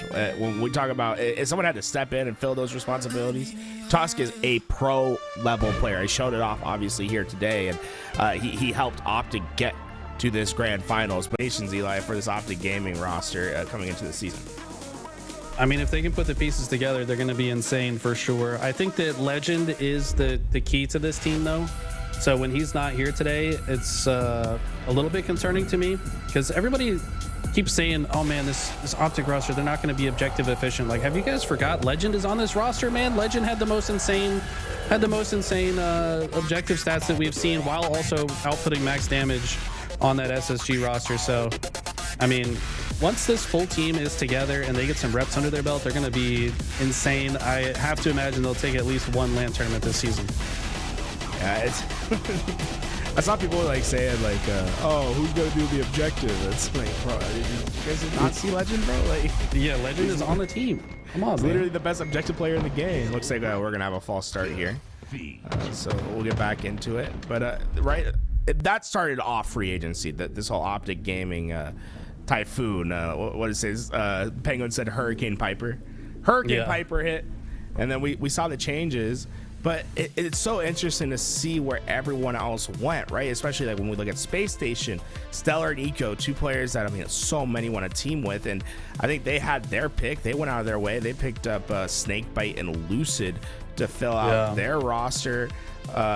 And honestly, I think this is going to make it to shape out to be the most competitive year yet with how good all of these teams are.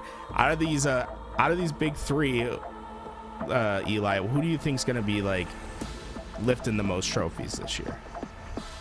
I gotta give it to SSG, man. I don't know. It just feels like this roster might be something special. But like you said, it's going to be so competitive. I'll be impressed if there's any one dominant team this season. I think that 3 is the most LAN wins that would even be theoretically possible with the team layout right now. It's just hard to imagine a team to be dominant enough to win more than 3. And I couldn't even tell you which of these teams is going to win the 3. But my feeling right now is that SSG might be the strongest.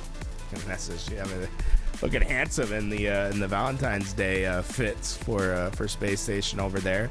Obviously, there's other competitors in the scene as well. Shopify Rebellion, I think, is going to be the true dark horse this year. They were last year as well, but feels like they got some massive upgrades over there. Cycle and Last Shot, really impressive rookies in their own right. They could be putting on the competition. But we'll shift our focus back over to the team that I think a lot of people, if not most, of the HCS thinks is going to be hoisting up some trophies this year. OpTic Gaming, a completely new roster to hit the scene. Formal went out of his way to pick his team. And well, it was a couple champions that moved over after hoisting the trophy at Seattle. Legend and Bound made their way alongside Renegade, the main slayer for FaZe, and they created a God Squad.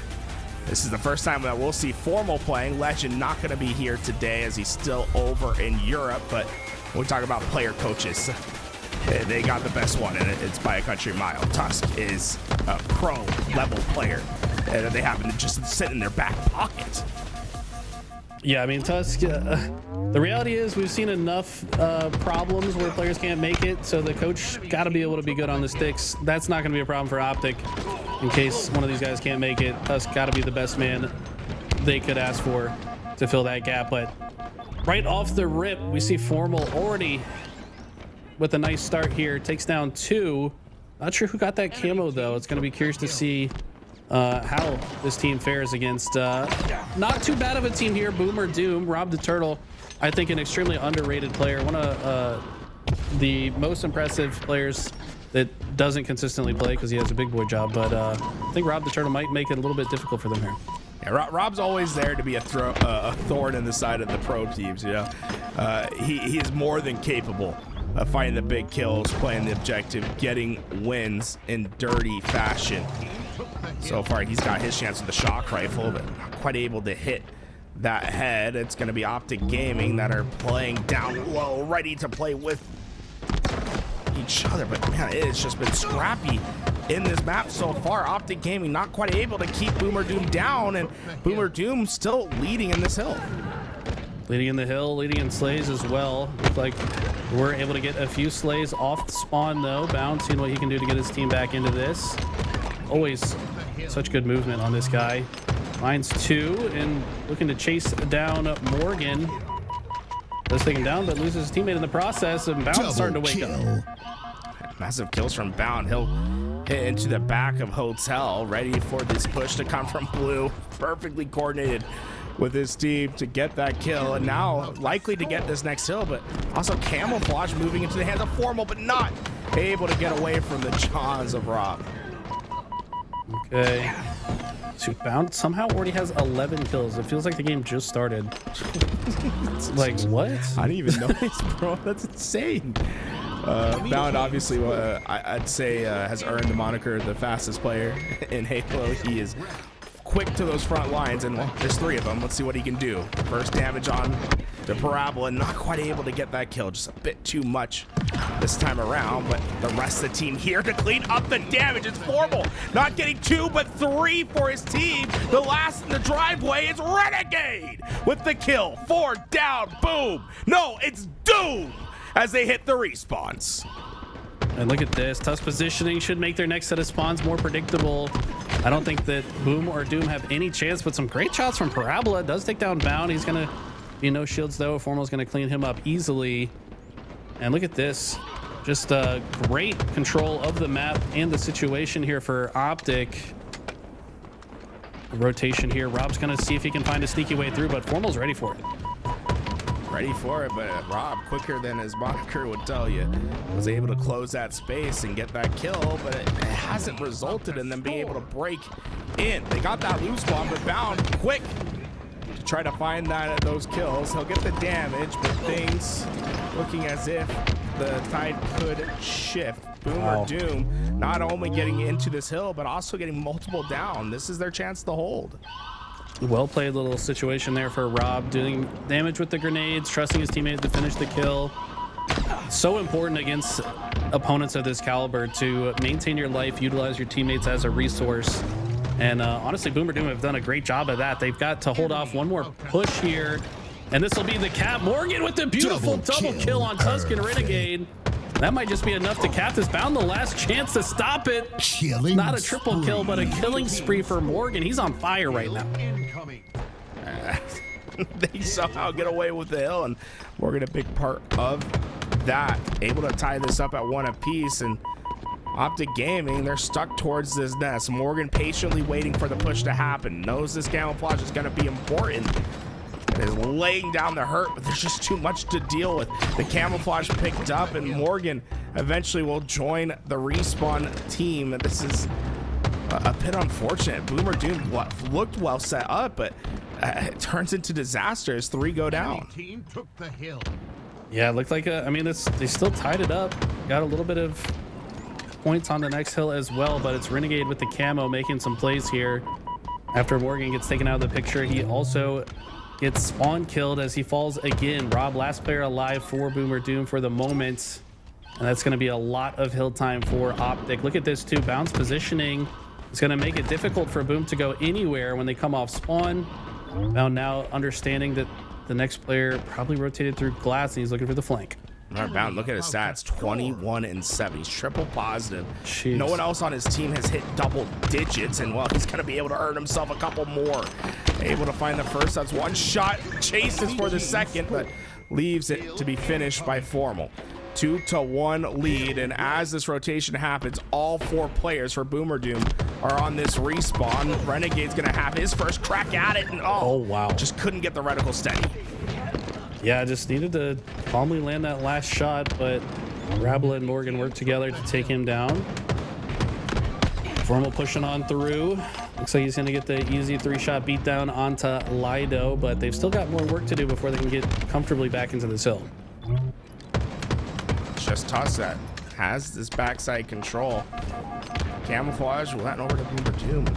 Rabla was staying hidden for quite a while. Eventually gets that kill on Renegade. And Boomer Doom well set up towards this hill now. They have great control. They have camouflage. They're getting kills.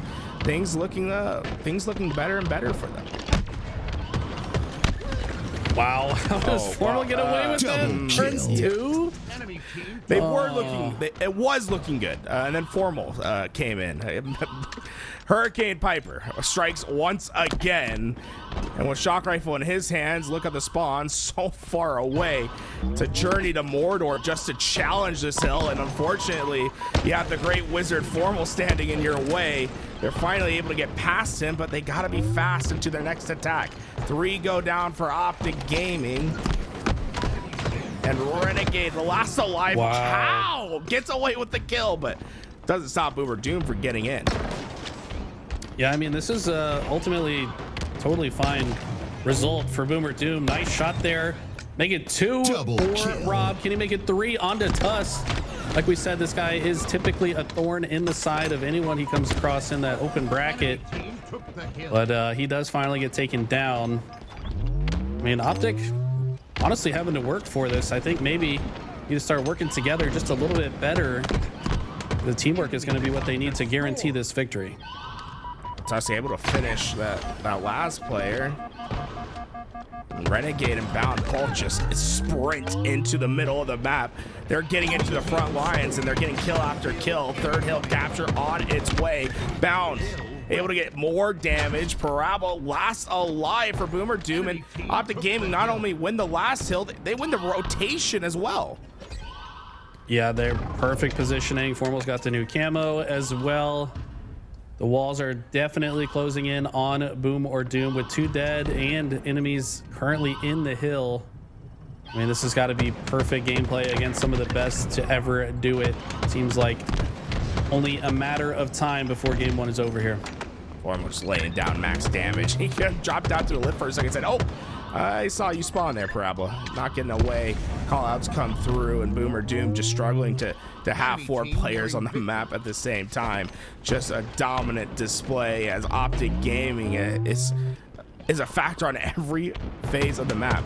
Every single lane was filled, and it's going to earn Bound a couple kills to get him to 30 as we end this game. He was on an unbelievable pace. I mean, how many minutes was this game? Like 10? Like, his kills per minute, definitely some of the highest we've seen today, for sure. So OpTic, they did fumble a little bit, but definitely bring it all together and win that one 4-1. Good fight, though, put up by Boomer Doom. Because a 9-minute game, 30 kills, that's pretty, Bound and Formal combined for 50. It's like these two are obviously comfortable with each other in their first appearance in the HCS season. And he had a 19.3 KDA. Oh my, Bound was taking over. Remember, it was from the start. He raced out to 11 kills before anyone else on his team had like 4. Yes. Insane pace of play here, but it's just because he's pushing forward. He's trusting his teammates' call-outs and information, trusting that they'll output the damage he needs to support the plays. And then on top of that, he's just frankly not missing. I mean, his accuracy was almost 70%. very difficult to do with the Bandit. And he's kind of making it look easy. Right here, I feel like that was a missed opportunity from Rob. Rob a little bit rusty there. You got to practice the sticky repulse, man. He has stickies and a repulse here. And it looked like he tried, or maybe the repulse just didn't work right Wait, there. I think did he repulse him first and it didn't send him? Yeah, it kind of looked like the repulse just straight up didn't work, to be honest. Rob, we're sending our apologies right now. Yeah. Sorry, we didn't mean to slander the name. Here we go, back in the game. OpTic Gaming up 1-0 after a dominant display from Bound and Formal, combining for 50 kills in their last endeavor. Well, that's their goal this time, 50 as a team. So far, I mean, they are fast to the punch. 4 kills right away. Tusk and Formal getting the job done for them early on. Where's the sniper, though? I think Rob might have it. That's might be part of the reason he's getting hunted down. Yes, he did have it. And sniper looking to be a bit cursed right now. It looks like Parabola going to be the one to end up with it. But Camo should be comfortably in the hands of OpTic. Yes, Formal was the one to get it. Might just use it to snag the sniper for himself. Patient so far from Formal, waiting to come and help the flank behind Bound. It's able to clean up the damage left behind, but Boomer Doom, they are able to get out of that tower side, push into A, and they're winning their gunfights along the way. Just down 1 as OpTic reapproach for a battle on the dummy side. They're battling together, though. Look at all 4 of these players connected, laying down the hurt, but Lido able to get behind, and 2 kills for him. Honestly, both teams working together pretty well. It's only a 2-kill difference between the two. OpTic seemingly getting a little bit more on the same page in some of these engagements, which is what we love to see. Bound finds the trade onto Parabola, and honestly, some good trades from Boom or Doom, but kind of feels like a matter of time before OpTic really start to steamroll. A one-on-one battle. Renegade comes out on top. Last shot in his Bandit to get that kill. And that'll earn the Quantum Translocator. The next battle looking likely to take place with this camouflage coming up for grab. And Renegade has just been a monster on the backside of Boomer Doom. They're trying to deal with 3 players on one side, and meanwhile you got Renegade breathing down their neck. He's on a killing spree, 5 in a row, and he's getting right back into the front lines. The spawners are there. So smart to use the QT, and uses it to go right back into the action, and decides it's a little bit too dangerous. QT does expire, but Bound cleans up the double. Just blinking back there to cause a bit of a distraction. Bound should be able to grab this ammo. Wants to get this kill first. Now that he does, will finally proc it, and it's a 9-kill lead plus control of the sandbox. 10 seconds for the sniper as well. OpTic might start to roll. Yeah, things just looking better and better as time goes on. Bound has a chance to sneak around with this camouflage. Hello? There we go. Sometimes things, I'm feeling so many emotions. The highs, the lows. Bound, he ends up with a couple kills. Every time I watch that man scream, man, I don't know what to expect next. He's just flying around. There's so many awkward situations that he creates, but he is just the arbiter of chaos in these games, man. And I feel like that's his comfort zone. The more chaotic it is, the more comfortable Bound becomes. Renegade has his pick of 3 players. Sniper ready for the first, not able to get the kill, but only because Tusk stole it away with a well-placed grenade. And with the last 2 in this base, it should just be clean pickups. Little overkill there, Renegade, and take down the one-shot with the sniper, but job is done, and the lead continues to grow, now to 13. I think he expected the bandit shot to kill, and he was already mentally changing to the snipe, but then he wasn't dead, so he's like, oh, I guess I'll just pull the trigger here instead. Killing Frenzy or Renegade, looking to make it more. It's just, he wants all 3 of these bullets. He's not wasting one. He almost let it, definitely let Bound take more damage as a result of that, but whatever. Bound's right sitting there bro, shoot your gun.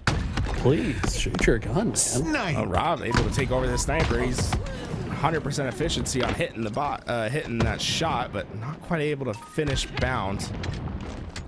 Those Just call kills. a member of OpTic a bot, bro. It's crazy. Did I call him a bot? He said hitting the bot after I meant after body. Rob sniped somebody. I was trying to say body. My bad. That's crazy. I'm sending him that clip, bro. Yeah, you're torpedoing my relationship. We're gonna even start, dude. No, here we go. 6 kills left for OpTic Gaming to get this job done. Boomer Doom officially out of stake dinner territory, but it looks to be a lot to ask for to even attempt to get back into this game. Camouflage for Rob is the first step, though. First step to seemingly endless amount of stairs that would have to be climbed for this to be possible. I mean, it's, yeah, one more kill now for OpTic. Who's gonna get it? That's a race, right? my money is on Bound. Didn't even show up in the kill feed. He was too fast. We'll just say he got it. I think he got it. Yeah, you're probably right. 2-0 for OpTic Gaming. Strong to start out, but competitors still in the tournament. Triggers down will be their next focus, and honestly really impressed at the pace of play from OpTic Gaming. It feels as if they're as comfortable as ever, even though they haven't been playing as a full team quite yet.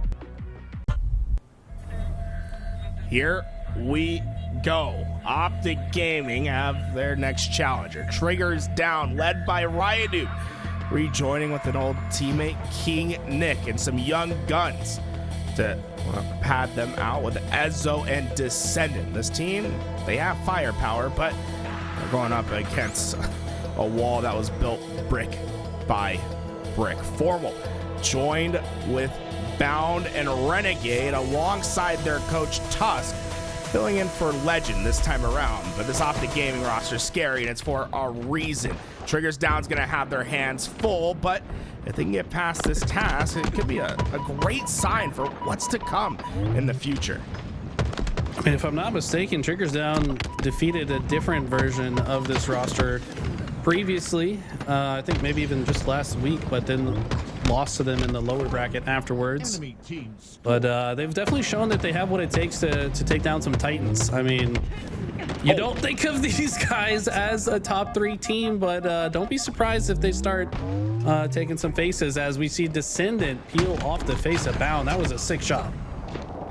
He's hit stratospheric shots here today. I mean, it's almost a little reminiscent of your early gaming career there, Eli. I felt like a little duck hunt, like just jumped up, bah!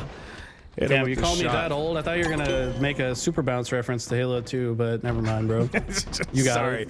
Not that kind. Not that kind. Ezo able to get behind Formal, and he had camouflage, and now he's gonna be able to have the sniper as well. So although the trip cap was in, Ezo could find themselves in a recoverable position.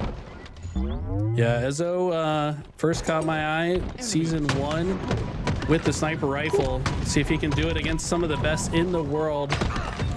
And look at the quick reflexes on this young man. Finds 2. That's a big pickup as well. That means they should be able to maintain control of B. And B, I think the most important stronghold. Oh, wow. Tusk almost walks right into that plasma. He does anyways. And some great timing coming in from Ezo.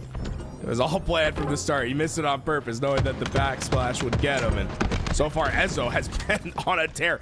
4 kills, 3 assists, and just a single death.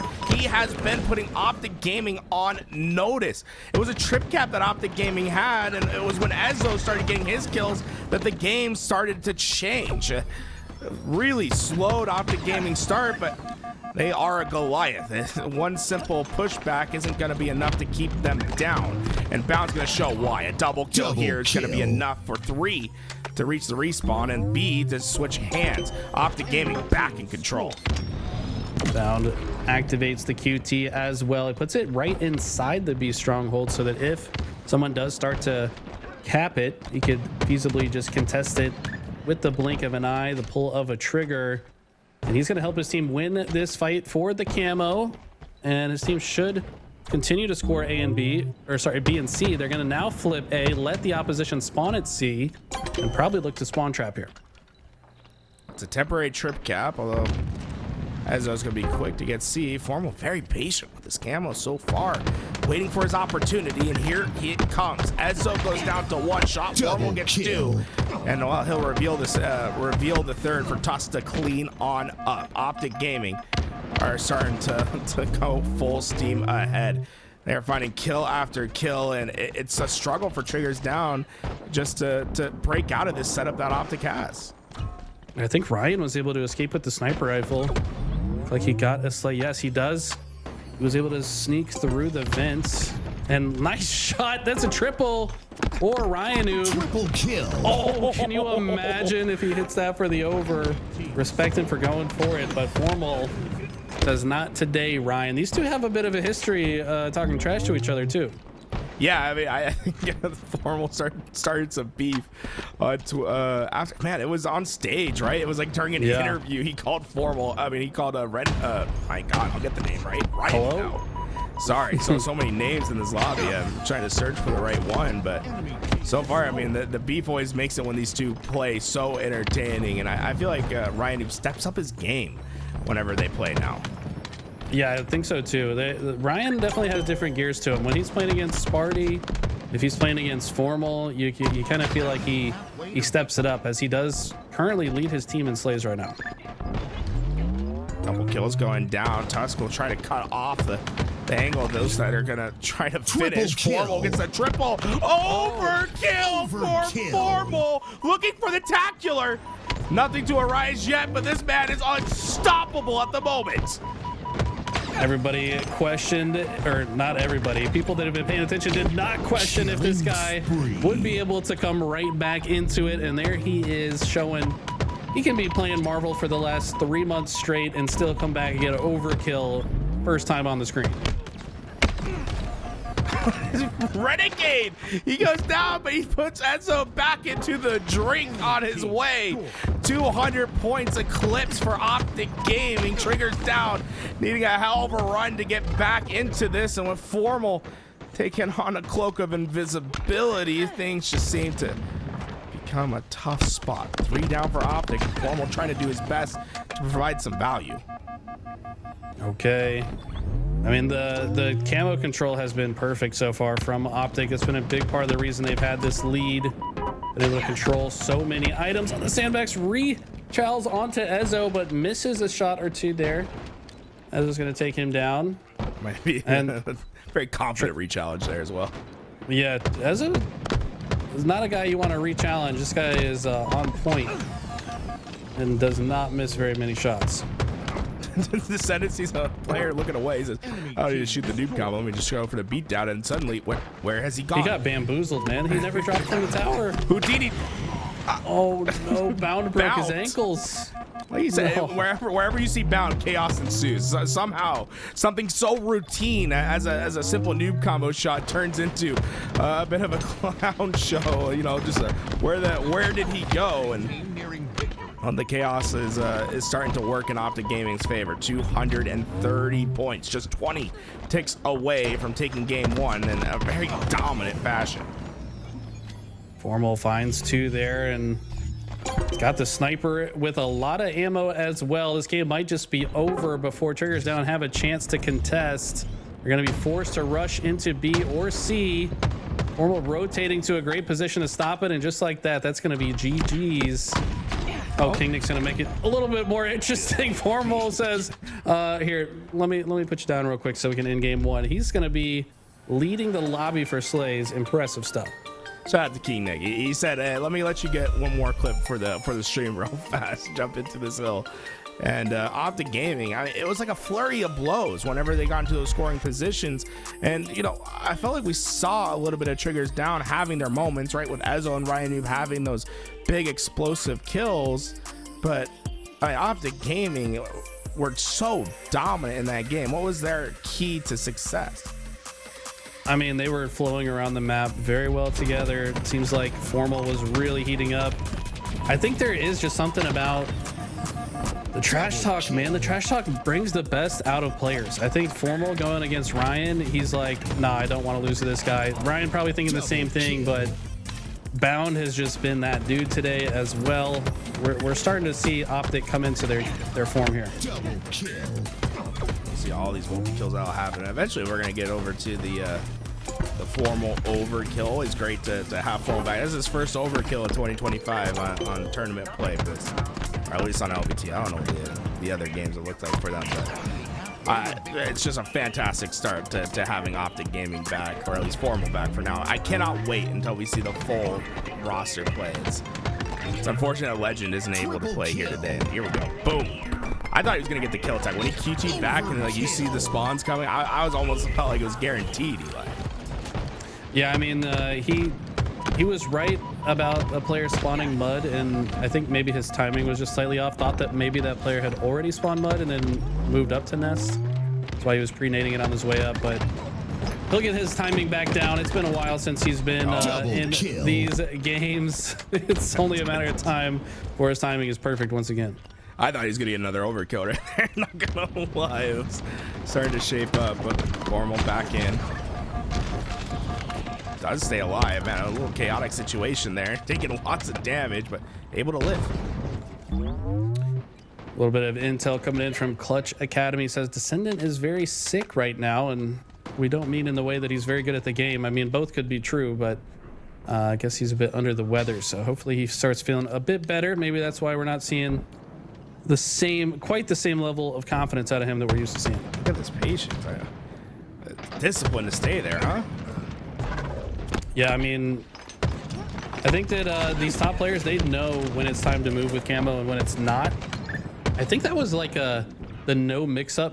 Like, hey, if I just don't move and I'm still bottom center, this would be the last place they expect me to be. I kind of like plays like that. Okay.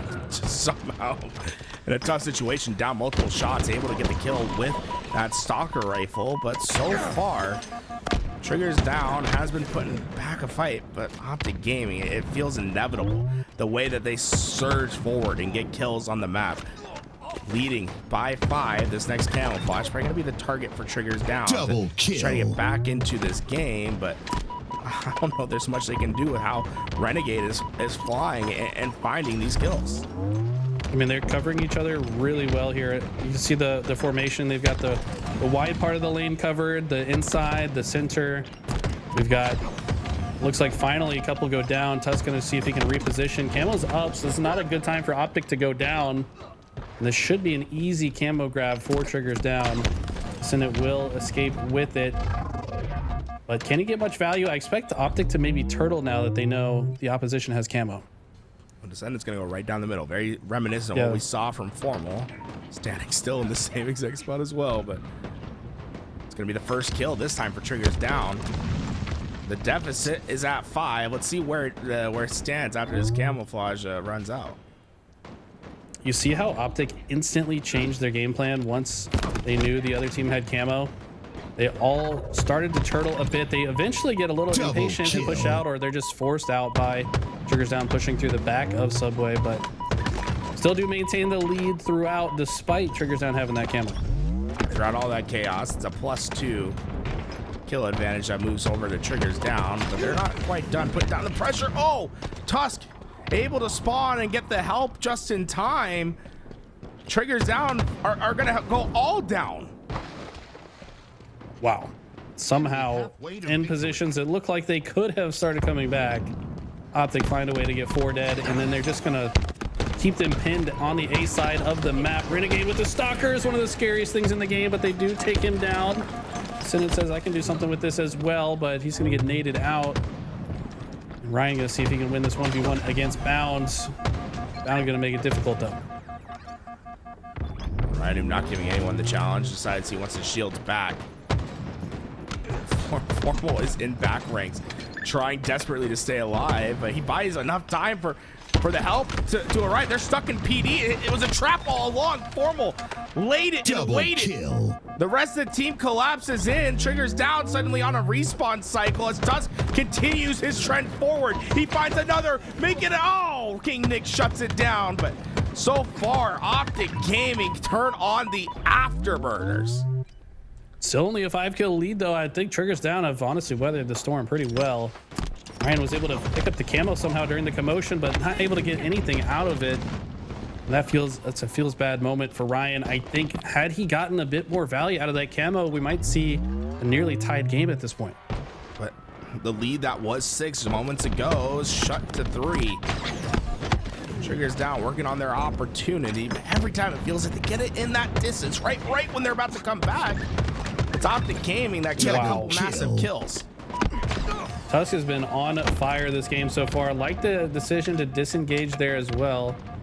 But calling for his help. Renegade, I think, finds Rhino, who was Tusk's attacker here. And just like that, triggers down.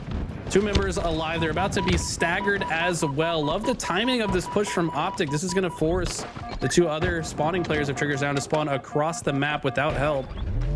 And this might go from bad to worse once again. Renegade also with the new Stalker rifle. And he knows that Triggers Down are on the A side of the map. Renegade Tusk, I mean, looking like, I guess what's going to become LeBron and Luka at the moment. 13 and 7 apiece.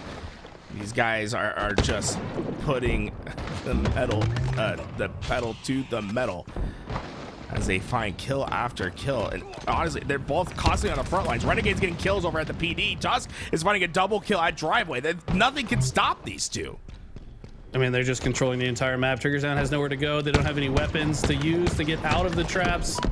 This is only a matter of time. They're forcing the issue. 3 kills to go. This one to be over. Ryan is caught out, and that might just be the catalyst to finally end this game.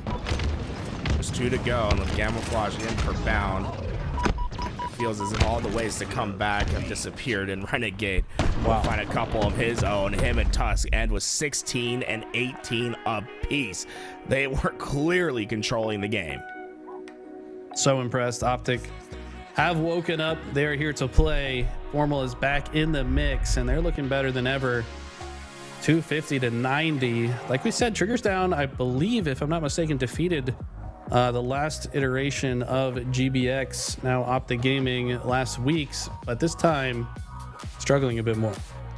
The path's not going to get much easier for OpTic Gaming, though. I mean, they look incredible, but on the other side, it could be either Rebellion or Complexity that's going to come in to take on this challenge. Assuming that Rebellion wins this game against Complexity, what do you think of the chances? I mean, I feel like with how Rebellion's been playing, we should favor them in the game, but with how OpTic looked, I wouldn't be so sure. I don't know. It's going to be some crazy Halo. I got to give a slight edge to Shopify. I mean, they've been the ones practicing. They've been playing. They've also got their full squad. I mean, Tusk, no slouch, but he's not Legends. So, I don't know. It's going to be a good match. That's all I know. Well, folks, that's what's to come next. We have to wait for the Complexity and Rebellion series to finish on up, but we'll see if OpTic Gaming actually... Oh, you know what? There's another match that is ready right away. So we're going to hold that match. And we're going to go over to Space Station versus Diddy Disciples. Next, folks, Diddy Disciples is going to be Manny, Boo Boo Doo Diagram, and Collect, for those that aren't familiar. So we're going to get ourselves in that lobby. And, well, Space Station Gaming, our first look at them on the HCS is what's coming up next. In the meantime, take a look at some of our merch, !mark merch. Check it out if you want to get involved. Get yourself signed up. We'll be back with some more Halo action.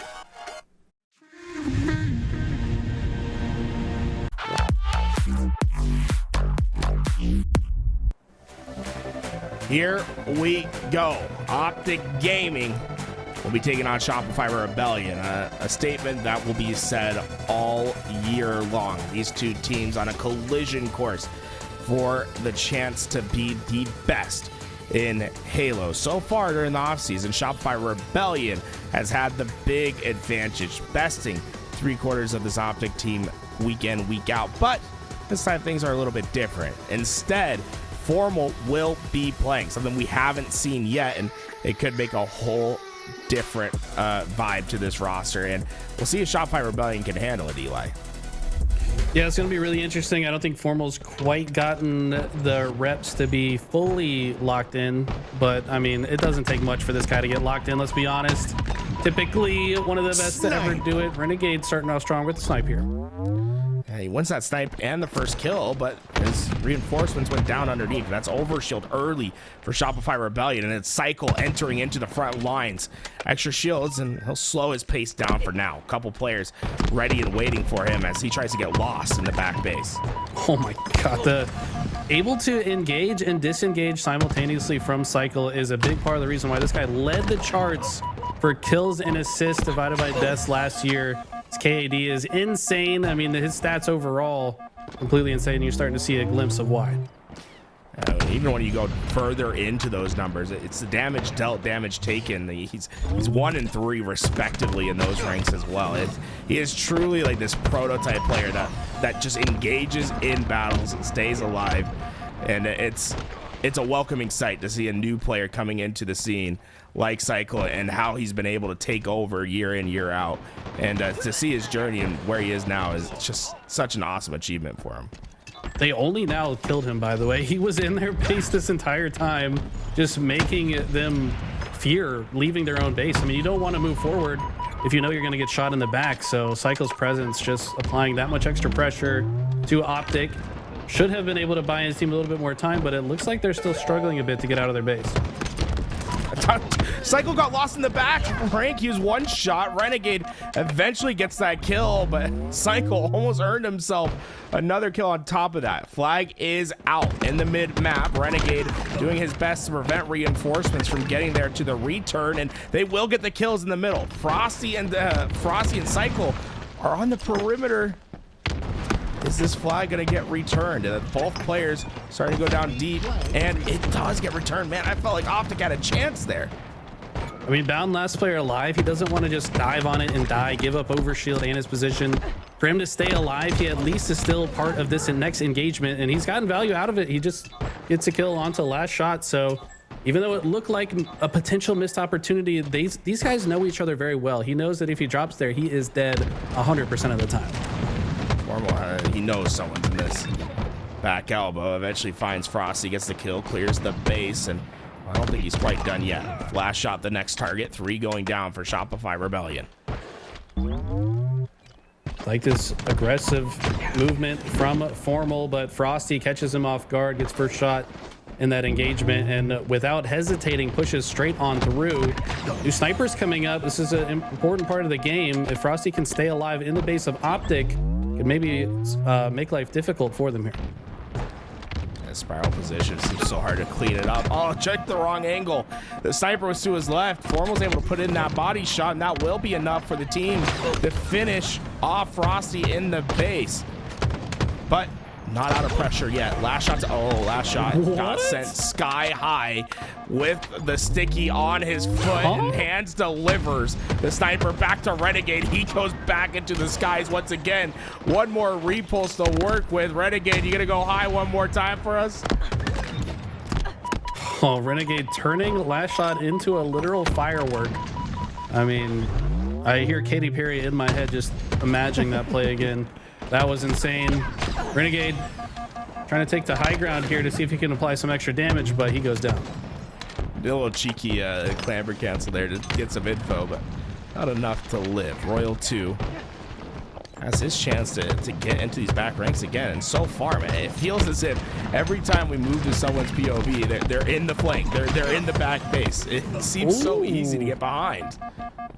Tusk winning a massive piv there against Frosty, but you're right. Neither team really has had any significant advantage so far. For this flag movement was OpTic pulling Shopify's flag, but that one got stopped short. And this is the type of gameplay I expected to see on Forbidden, especially between two top teams. This is going to be highly contested until one team gets a significant advantage. Was able to get a ton of damage down, but not going to be comfortable to pull out that flag with multiple players waiting. And instead, he'll opt to just try to maximize his damage. Unfortunately for him, they were well aware of his position and understood how vital it was to take him down. Okay, 3 dead for OpTic here. This is a big opportunity for Shopify to move forward. Renegade gonna be a thorn in the side of Cycle, but look how patient Cycle's playing, waiting for Frosty and Royal 2 to show up. Royal 2 is gonna clean the double kill, and this is a great looking chance for Shopify. A lot of people question whenever someone says Cycle could become one of the best players in the game or be the best player in the game. But when you look at how he's staying alive, man, it feels like it's destined to become true. He truly values every life. I mean, the guy's the modern day Pistola. He's such a difficult kill. Finds a way to find max value on the map at all times. So creative, perfect with his angles. I mean, it's not a question in my mind, but if you're not paying attention, you might not see it. Double kill. Him staying alive was the catalyst to this first flag capture. They'll be the first ones to be on the board. And look at this, Royal 2 already infiltrating the back ranks. Already behind OpTic. This is looking like a back-to-back flag opportunity. New overshield's up as well. 3 dead for OpTic. Cycle has the overshield. Perfect timing. He's just going to waltz on through, move this flag forward. Great damage, though, coming in from OpTic, and he's going to have to reroute. He was made one shot, but notice he's still alive. In fact, he's getting back. He's able to wrap back, gets a kill. Cycle's doing it all. The flag's still on its way. Can someone take this man down? Finally, Renegade finishes the job, but this flag is at the pedestal. It's so close to being captured, and OpTic Gaming swarm to get the return, but that was a close call. Close call indeed, and Renegade wins that fight against Last Shot. That's pretty massive. I believe there might have been a little bit of sniper ammo left there, so we'll have to keep our eyes on that. But Renegade doesn't care about it, pushes on forward, wins the 1v1 just to continue applying pressure to Shopify. But Shopify, after they shut him down, left looking for Tusk. And wow, great fight from both players. The Last Shot so clean with his reticle positioning, going to win that one. So impressive that he already knows these little niche ledges that he can use in those gunfights. Gets him the advantage and the perfect kill. But on the other side, the problem for Shopify Rebellion throughout this game has been Renegade. He's 17-9, and he has stopped plenty of these pushes. It almost feels like Shopify Rebellion should have more flag captures. Oh my God, Cycle with the sniper. Usually not the one to pick it up, by the way, but when he does, this man typically does significant damage to the other team. Finds the body shot onto Bound. Perfect time to do so. And all he wants to do right now is stay alive, deal damage, so his flag carrier can safely run it home. Just like that, they're on the board. Cycle's on a killing spree. This guy is on fire right now. We don't need to move off his POV anytime soon. He is doing maximum damage to everyone. Takes the final challenge, but trying to slow them down. But I think he's done enough. With Last Shot having overshield, this flag seems to be in prime position for a capture. Last Shot's looking for anyone to come challenge. He was expecting the Rituals challenge. That was insane. I mean, these guys are playing on another level so far this offseason. Late jump onto Renegade. Doesn't win the fight, but it doesn't matter as Royal 2 puts in 3. It's a quick 3-0 for Shopify. Just first initial thoughts about what we saw. I mean, OpTic Gaming, Shopify Rebellion. First time we've seen a formal matchup against Shopify. Shopify able to strike first, but what's your initial thoughts? I mean, the reality is Shopify has been playing in every single one of these. Formal literally picked up the sticks, last weekend, like during the grand finals that Shopify were winning. So, I mean, I think there's a certain pacing to Halo that you have to get back in the groove of that I think Formal is going to have to adjust, especially against CC. By the way, that was probably my favorite kill of the game. Stuck him right on the tippy toe and sending him to the sky. But yeah, I think Formal's still adjusting to the pace of this kind of Halo. And at the same time, Shopify are pushing the pace to a level that we hadn't even seen before. So I think the adjustments are still happening for the side of OpTic. And I think they still need Legend as well. One outrageous stat that we saw last game, and it had to do with this player on screen, Cycle. When he finishes this game, he has the most kills for his team. He has the most assists for his team, and he had the least deaths for his team in this game. A true takeover from Cycle. I mean, if you guys don't look at the stats, I mean, numbers don't lie, all right? I know stats aren't everything, and I've said that many, many times, but at the end of the day, they mean something. They don't mean everything, but they certainly mean something. And this guy had the most impressive KAD at, I think, 3 out of the 5 LAN tournaments last year. So, I mean, the guy, he was ranked #1 by a significant margin for the entire season. It's so impressive. Like, it really is like a reincarnation of Ola. You know, when we watch him play, it's like we have him right back in the game. Don't say that. Again. It's like Ola's dead, bro. He's still up.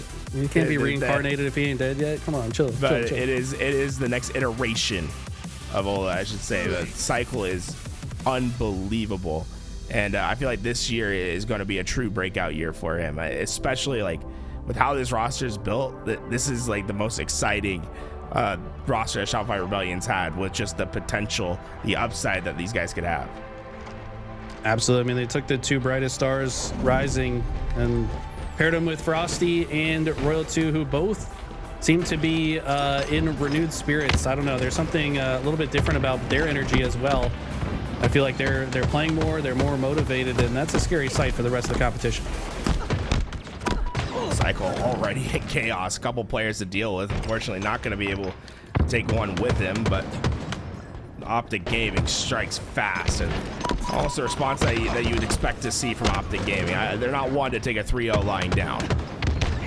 Yeah, I mean, I also am of firm belief that any of the double sniper flag maps can easily go 3-0 between any 2 top teams. So just because Shopify won that doesn't mean it's going to be smooth sailing throughout the rest of the series. I absolutely expect OpTic to fight back. Renegade, just spotted Cycle. Man, Cycle thought he got away with it, but unfortunately caught out, and now Renegade's gonna do more. He's able to take down the other young player, and last shot. Shopify Rebellion were trying to let OpTic go past them, but Renegade catches it before disaster strikes. And this is not looking good for the positioning of OpTic, as they all spawn in the utility, but they actually all immediately move out. Looks like Shopify were ready for it, though. They did extend into the base, and now with 2 dead for OpTic, they're trying to finish last shot, but he just sits and waits for Royal 2 to finish So that kill. Wow. I mean, Shopify tied it up. That was impressive. Bound wasn't going to move his reticle anytime soon either. He said, last shot, you're going to challenge me eventually. Fortunately for last shot, his team came just in time to help. And now Overshield is going to be the next thing they look at, I think. They're coming up in 5 seconds. Frosty's here first. Great shots down to get damage, but he's going to drop out, not playing straight up for that Overshield. Instead, takes this off angle. And with the split spawns, Frosty is hyper aware. I mean, look, he is so disciplined in his play. Yeah, I mean, really impressive stuff from Frosty there. Able to stay alive, output damage. He's also scouting to tell his team where the enemies are. And look at the collapse. It's perfect. 4 dead almost instantly. Watch these respawns. One. And then right. all of them at the same time. They all died almost at the same time, and that's really bad in Slayer. That means you're gonna all spawn together, and your opposition is gonna be able to collapse on you once more. They get 1 kill out of that respawn, but I don't know if that's gonna be enough. Oh, Royal 2. Oh no, there's one more. Double kill. The chase nade is enough to do damage. Can they get the clean up? And look, this game was so close just moments ago, but once that 4 down happened, look at what's transpired. Now a 9-kill lead for Shopify Rebellion and OpTic Gaming. They don't have any back wall to lean upon. If they lose this game, they're down into the elimination bracket. I mean, they've fought their way out of the elimination bracket to the grand finals almost every single weekend. So was it last weekend that they won the winners bracket and then Shopify had to come back? I think it was. Yeah, 2 best of 5. Shopify had advantage, won the second one. Yeah, so it's not over yet, though. They've brought it down to only a 6-kill lead. This map's certainly possible to come back in a big way, especially if OpTic can get their hands on the next couple overshields. Last shot not going to make it easy, though, with 2 shots and an assist there. Formal trying to just stay alive, get back with his team. They have a line through the utility right now. They're daring Shopify Rebellion to push. Oh my God, banking that they'll get Frosty. these kills, but man, it's so tough. Shopify Rebellion seemed to be possessed. They did get 3 down in the process, and Renegade some slick movement. It's gonna make sure Cycle goes down as well. Another member of OpTic should have been able to grab the overshield, probably Tusk here, I would imagine. But if he did, it's not there anymore. And the collapse is good though. It's deja vu. It's what Shopify Rebellion did to OpTic Gaming just moments ago just happens to them. Dusk Triple cleans kill. up 3. Frosty will be the first one alive, but Shopify Rebellion went 4 down basically all at once. So tough to battle out. It's just a 3-kill game now. Yeah, Renegade taking the early damage in this fight, wisely backing up here. Shopify trying to push into this yellow base. Cycle finds one in the kill feed. Renegade can't stay alive, so Shopify playing very well off spawn and have brought themselves right back into the lead. How incredible is that? A 4 down, right? All their spawn's going to be known, and they battle out, not only getting a 4 down of their own, but not getting traded out in the process either. It was a clean 4-man wipe. You're right, it was a deja vu of the reverse order, but the difference was the value gained from it, right? Shopify, when they got 4 dead, they got another 4 dead pretty shortly thereafter. OpTic not able to find that same value. Now last shot's trying to put on these finishing blows. The sticky gets 1, but just misses the next. 5 kills needed for Shopify Rebellion to win 2-0 and punch their ticket into the winner's final. I think Shopify want to get a shot at SSG. There's definitely the most practiced team so far. Shopify having won, what, 4 out of 5 or 3 out of 4? Tell me when they didn't win, they didn't play it. That's all you gotta know. They're batting 1,000 at the plate right now, and for good reason. This is such an explosive team, and just a matter of time before someone finds the final kill, and Cycle will be the one to do so. Shopify Rebellion, I simply look dominant. They look so good, man. I mean, Cycle, this guy, people might call me faded in chat, but Cycle just might be that guy. He's looking to me like the MVP of this season should Shopify continue to find success. OpTic Gaming's tournament not over yet. Still have a chance on the elimination side, but Shopify Rebellion will set their focus on Space Station Game. He's looking to stand strong this year, adding a great player in Mental just a few weeks ago to this roster, and suddenly they're starting to look a bit scarier in the results. They found themselves here in the lower semifinals, trying to make their way into top 3. Can Spartan take down OpTic Gaming in foremost return to 2025 Halo? To bring you guys the action once again, why not be reckless and active? Boys, have some fun. Hey, you know, Spartan, no stranger taking a little bit of breaks, you know, during the time we couldn't compete. He played a bunch of other games, and he came back into Halo, and it felt like he came back refreshed and newly motivated. So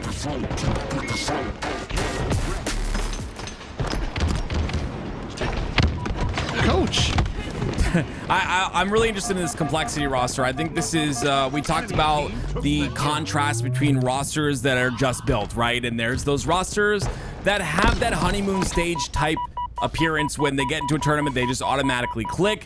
And there's teams that have to work for it a little more. I think with the recent change of Mental, and just with this complexity roster in general, I think we're going to see some greatness out of them. I just think it's going to take a little bit getting into the season, getting those scrims down. You know, maybe it starts right here. Maybe they've got their reps in this tournament. We can start to see what they're really made of. you know, it's funny you mentioned the honeymoon phase, because it feels like marriages aren't made through the honeymoon. You know, they're made through the tough times. You know, they're made, when your relationship is tested, that's when we find out are you what you're really made of, and are you built for the long haul? So complexity. We've seen them have a bit of a rocky road, but is this their comeback? This will be a huge win against OpTic Gaming. Yeah, it's like when my wife snores really loud when she's sleeping and I can't sleep. It's the test. You know, I'm getting tested. Okay. In the efforts of talking about great marriages and relationships, I'm gonna need you to stop right now. Okay, I'm gonna need you to stop because you went the total different direction. I'm kidding. I'm on the couch tonight, boys. Anyway, here we go, ladies and gentlemen. It's complexity with half the hill already. And you know what I was thinking about when I looked at this OpTic roster, Tony, is I was almost thinking that, you know, we're going to see an extra gear from them, right? Again, it is an off-season tournament. Again, they're not with their fourth player. This is not the full team. But I just think, like, against Complexity, there's even more of a will to want to win. But Complexity apparently have that will as well. They go up 1-0. 1-0 lead in favor of Complexity at the moment here, and Renegade and OpTic gonna find themselves at least having an advantage towards this A-side hill, but notice there's 3 members of Complexity now surrounding and waiting to collapse. Renegade with some fancy footwork is able to trade out his life there, so a 2v2 scenario. Next kill gonna be so important, and Sparty, he's big flying. Ah, I love that. I love this out of Sparty, starting out with some great energy. When he's got a good head on his shoulders, you know that you're gonna get a performance out of him. And again, this season is for his brother Travis, who tragically passed away. And you know, it's another reason to win, right? You're winning for your brother. I think he's going to have a phenomenal season, and he's already having a phenomenal game.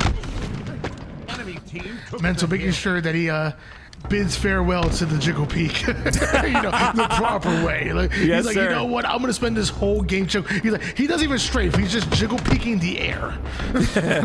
I can't wait till that's gone. My old man hands can't handle more than an hour of Halo because of that stupid Jiggle Peak, but it's still in the game right now. Bound. Not going to need it. Not going to be able to use it there because Precision comes through. And Tony, tell me a little bit about Precision. We haven't talked too much about this man. What makes him such an incredible player? He's cool. It's okay. Nah, I mean, I think what makes him special, and my gosh, dude, not only one of the best, you know, young Slayers that we have in the league, but I've said it time and time again, one of the best Slayers that we have in the league, period. Coming from that Gears of War, you know, scene, just like Mental did, just like their coach Ashes has. Like, he comes from that same game, that he's cut from the same cloth, if you will. And Precision is a special player. Now, I will say, he's one of the better players with the Jiggle Peak. I figure because in Gears of War, you know, they're used to using the environment. So I wonder, how is that going to affect them? Will it make him better? Will it maybe nerf him a little bit? As we get to find out with the new meta.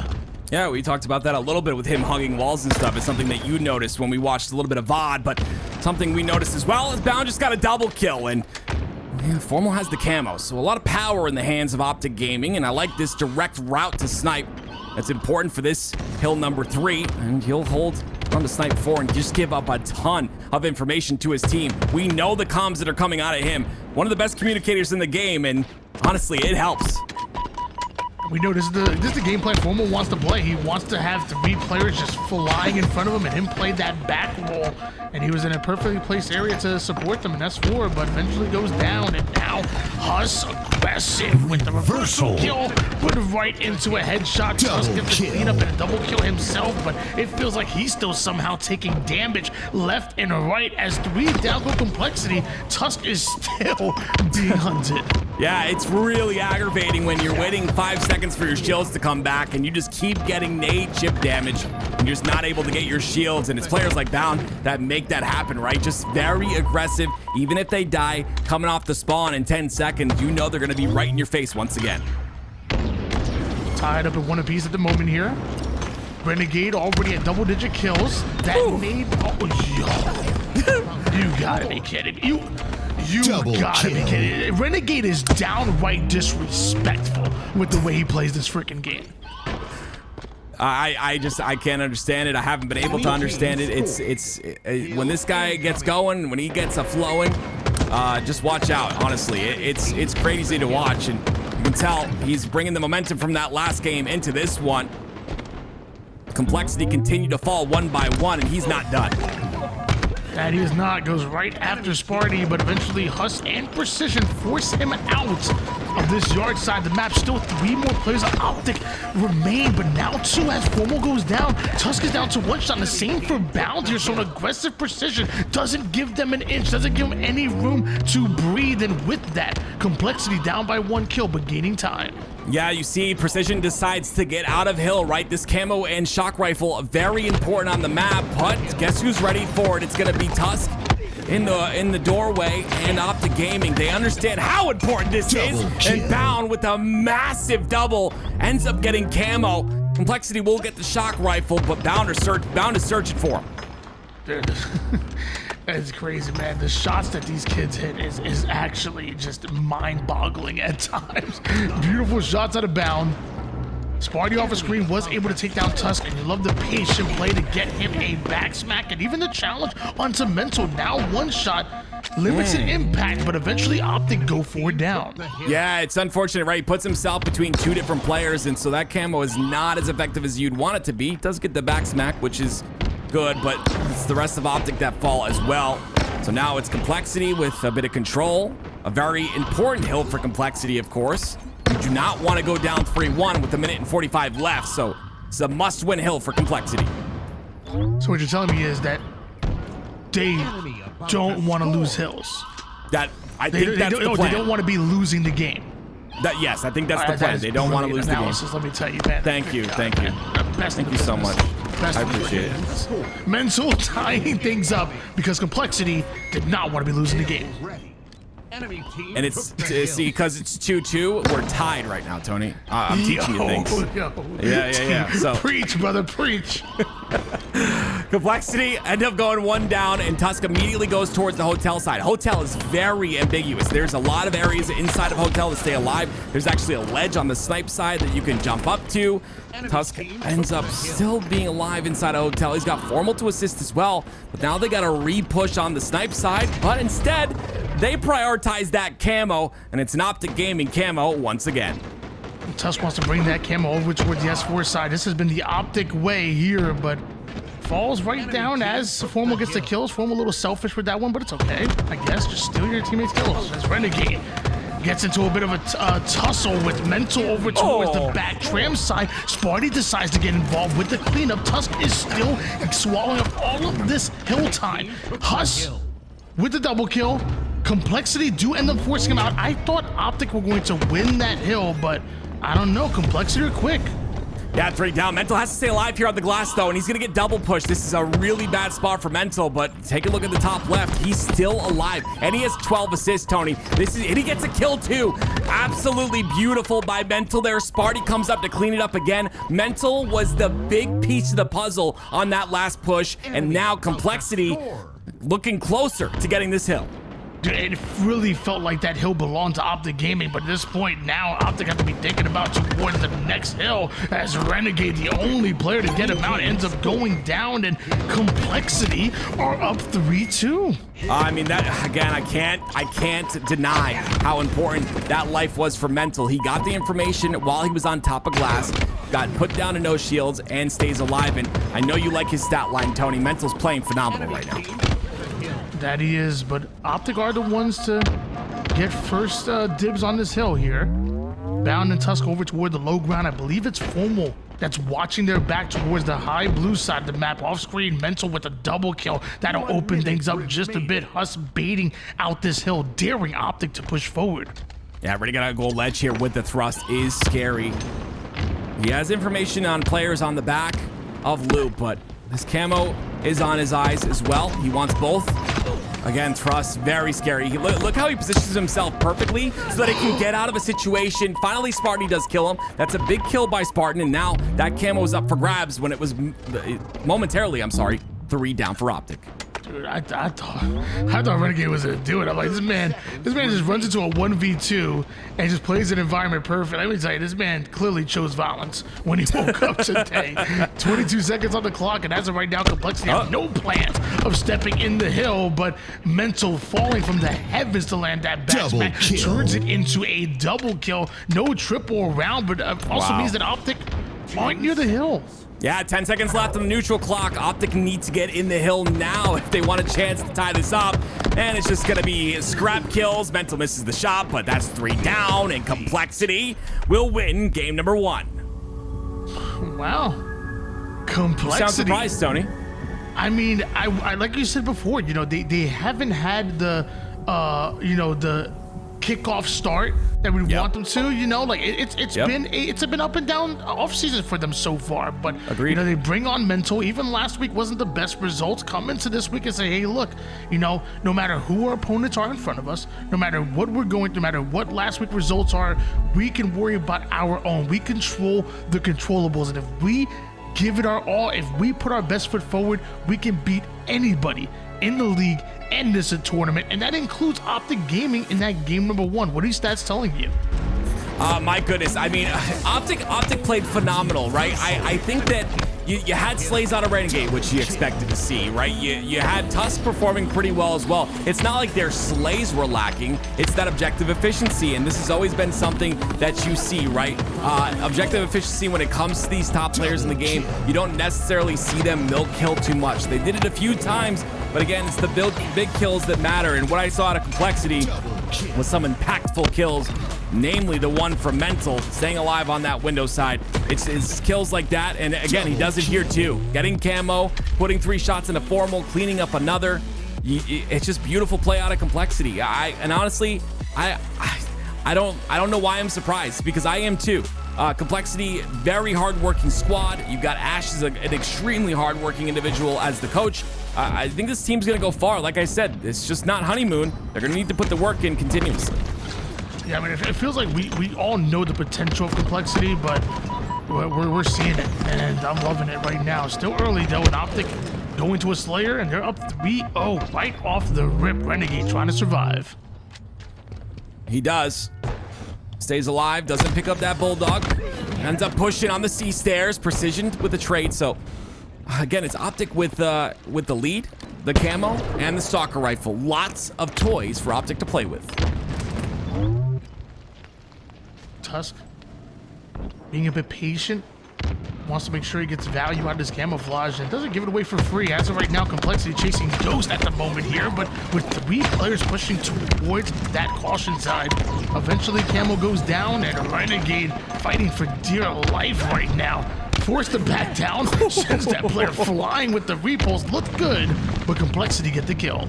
Gosh, Complexity are so aggressive. The minute they get 1 kill, look at them all flying towards the purple side.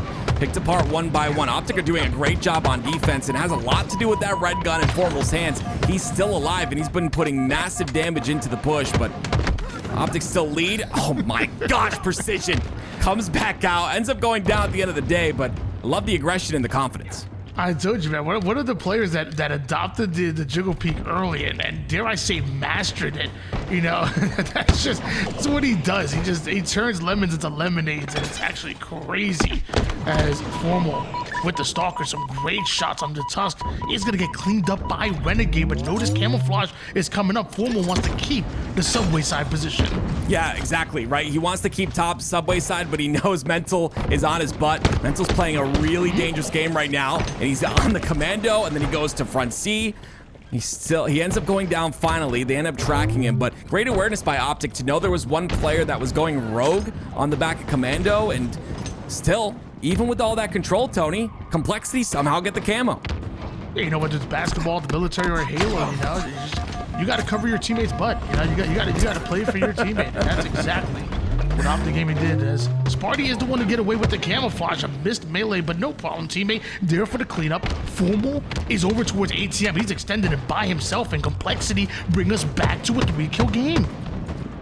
Love this out of Sparty, immediately taking space on the purple side, and he has his teammate with him, and Huss is there to clean up that kill. I love the teamwork I'm seeing out of Complexity right now. But Tusk finds a way on the, from ATM, finds a way into Cafe and cleans them both up. So great route by Tusk. Looks like a few players that are just watching this back A side. Tusk and OpTic Gaming need to recognize they don't want to get baited into a trap, but that's exactly what's going to happen. Complexity able to take down 3 members of OpTic, the patient game, and mind you, Mental doesn't even have a kill. Yeah, I was gonna say a little bit of a goose alert right now, but yeah, if Complexity and Mental can step it up a bit, this could be a very different game. Let's see what Haas is able to do. It's a little bit of a late Shroud screen, and once again, Renegade's gonna find a double out of it. You know that every single life, Renegade's going to get a double. Sparty answers back with a double as well, and OpTic Gaming, though, still have that 4-kill lead. Mental, I believe, was given the name Billy, but has been known to answer to Owen. 0-6. Down by 1 kill. Complexity at the moment here as Huss rotates back toward the subway side, and camouflage about to come up. Huss with the perfect angle to watch it. and Mental gonna be the one to grab a hold of it. And dude, nobody from OpTic Gaming can predict where he's going right now. Why do you have to get me out of flow state, Tony? I was nice. I was focused. He's not Owen anymore. Okay, he's back to Billy. Billy doubles. Beautiful 2 Double kills out of him. kill. It gives Complexity the lead now. And now they're gonna push directly. Well, they have to block the spawns first for the last spawner. And then after that last spawner comes through, they push. See that? Beautiful timing by Mental. And they needed him to have that timing because now it's time for Complexity to make a comeback here. Up by 3, make it 4 kills. Mental now immediately fills the gap over towards the top trash side, but Renegade predicts it perfectly, able to take him down. Killing Huss rips a spree. killing spree out of nowhere, so Complexity still have the advantage. Complexity they're sitting inside each other. They're pushing together. I love to see this. It's just a massive teamwork. The Wolfpack mentality works in Slayer so well, and you constantly see them pushing inside of 2s. I don't know how Tusk is alive right now, but I'm annoyed for these players. You can't get the kill onto him. Renegade cleans up the mess here with the 1 kill, but goodness me, Complexity, even with like all the pressure that they're putting on OpTic, it's still only a 5-kill lead. And it is Huss, 13-7. Oh, darn it. Bit of a curse there. 8th death for Huss. But Complexity still in control right now. Bound into OpTic. Smells something fishy over toward the back A side. They are hawking that back A angle. They know Precision and Complexity want to play through this, but the need to start off the push forces Bound out of his position. Mental with a huge flank and distraction play. Tusk is able to take him down before going to the black screen, and Tusk should have. Double kill. What a great kill by him. Still, Complexity have control. Yeah, but still, those 1v1s are not good to lose, and Renegade, it looks like he's going to win a 1v1 as well. Those are 2 massive 1v1s that Complexity lost that they shouldn't have. They still have the lead, but you can't let those things happen to OpTic because you're going to lose this lead real quick. And once again, OpTic find another kill. It's 38-41.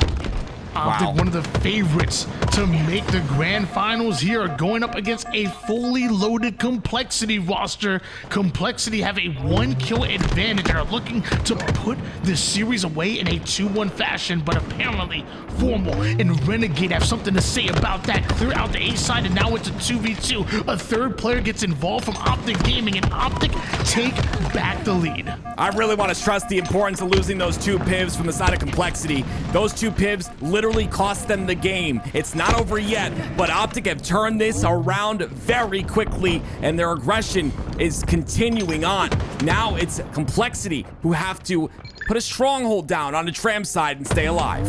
Just 5 more kills away from taking this game and tying up the series, but OpTic Gaming only ahead by 2 kills, so can't get overconfident here as they take a ton of space, slow the game down, and now it's Complexity the ones who have to make the first move. Yeah, so they're really stacked on that B side, and there's a player on top of Tram. The player on top of Tram is making sure that no one's coming from purple to go for the flank. So both teams at a standstill right now. It's going to take a bit of information and a bit of damage to activate on the push, but right now, no one's showing face, and you can see it might be an off-season tournament, but these teams are taking this very seriously.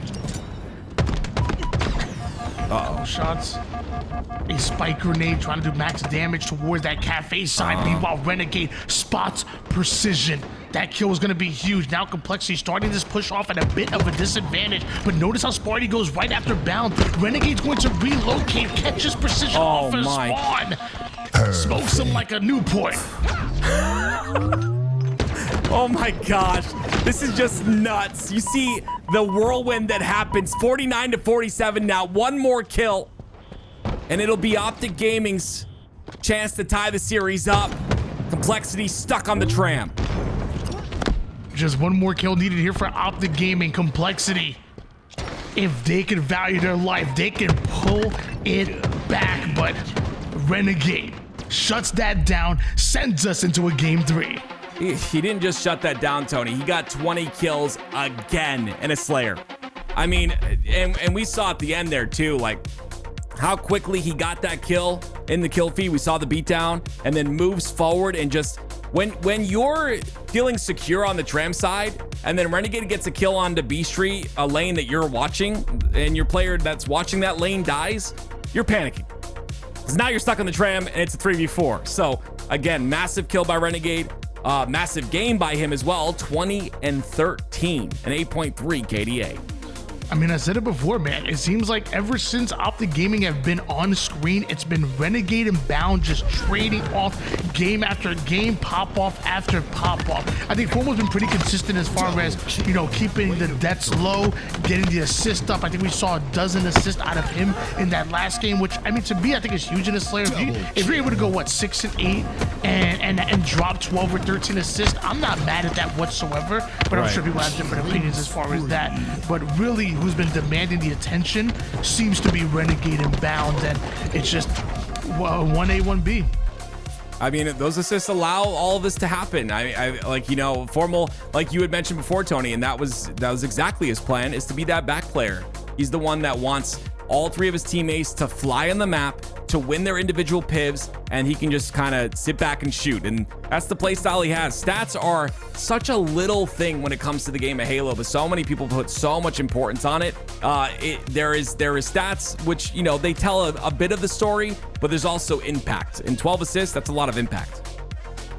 Well, ladies and gentlemen, game number 3 in this best of 3 series, we're going into a oddball live fire. When you think of this map and game type specifically, what are you looking for out of either one of these teams to accomplish in order to be successful on a grind that is an oddball in 2025 Halo?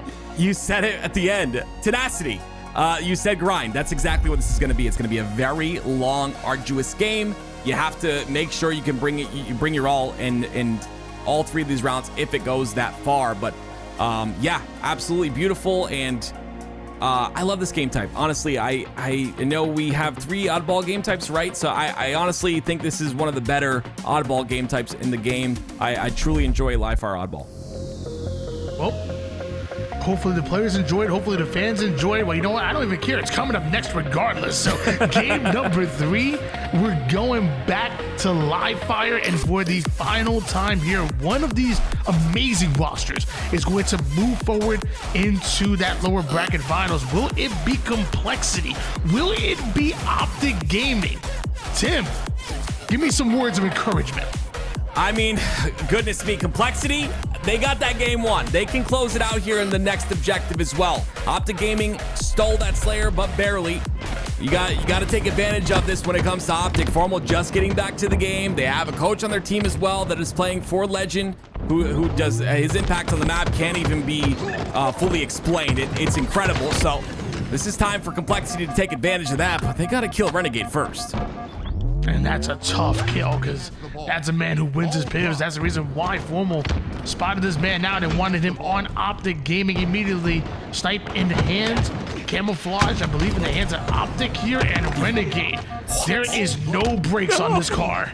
Did he hit that shot? That's disgusting. That's a crazy shot that he just hit. He's finally going to go down. Sparty ends up taking him out, but Tusk, you know, you see, it's pressure created by Renegade, Tony, and then his team is just able to do what they want. Tusk got the camo, they got control of ball, they rotated it to B. I mean, it's just crazy what one player can do to change a game.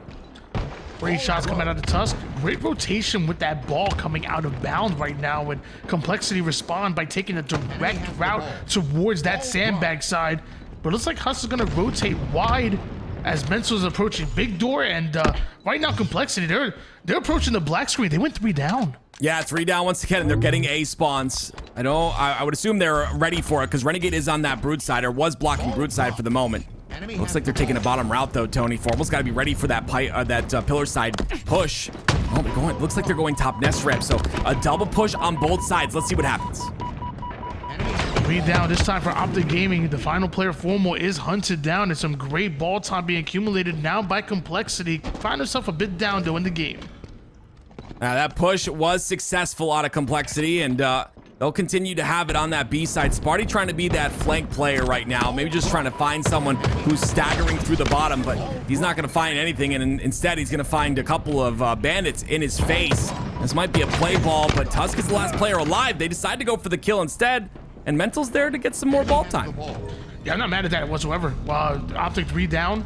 Make the play for the trade. Mental gets a few seconds of ball time. Loving what I'm seeing right now. Mental 4-2. Ball in hand. Meanwhile, Sparty taking a tower position here. It looks like he's anticipating that ball being played. This is a reset by Sparty. Yeah, he definitely in the communication. That mental was taking too much damage there. But again, they give up the camo to Tusk, and these camos are going to add up. I'm not sure what value this camo will bring. We'll find out in a moment. But the 6-point lead for OpTic in round number 1. Do they find Tusk? No, they don't. He gets one. He gets the second. He's not being spotted or shot at all. Wow. He gets so much damage into 3 different players. That is insane. I can't believe that just happened. I don't know who that player was, not to call them out above that brute door, but goodness me, Tusk should not have been able to do that.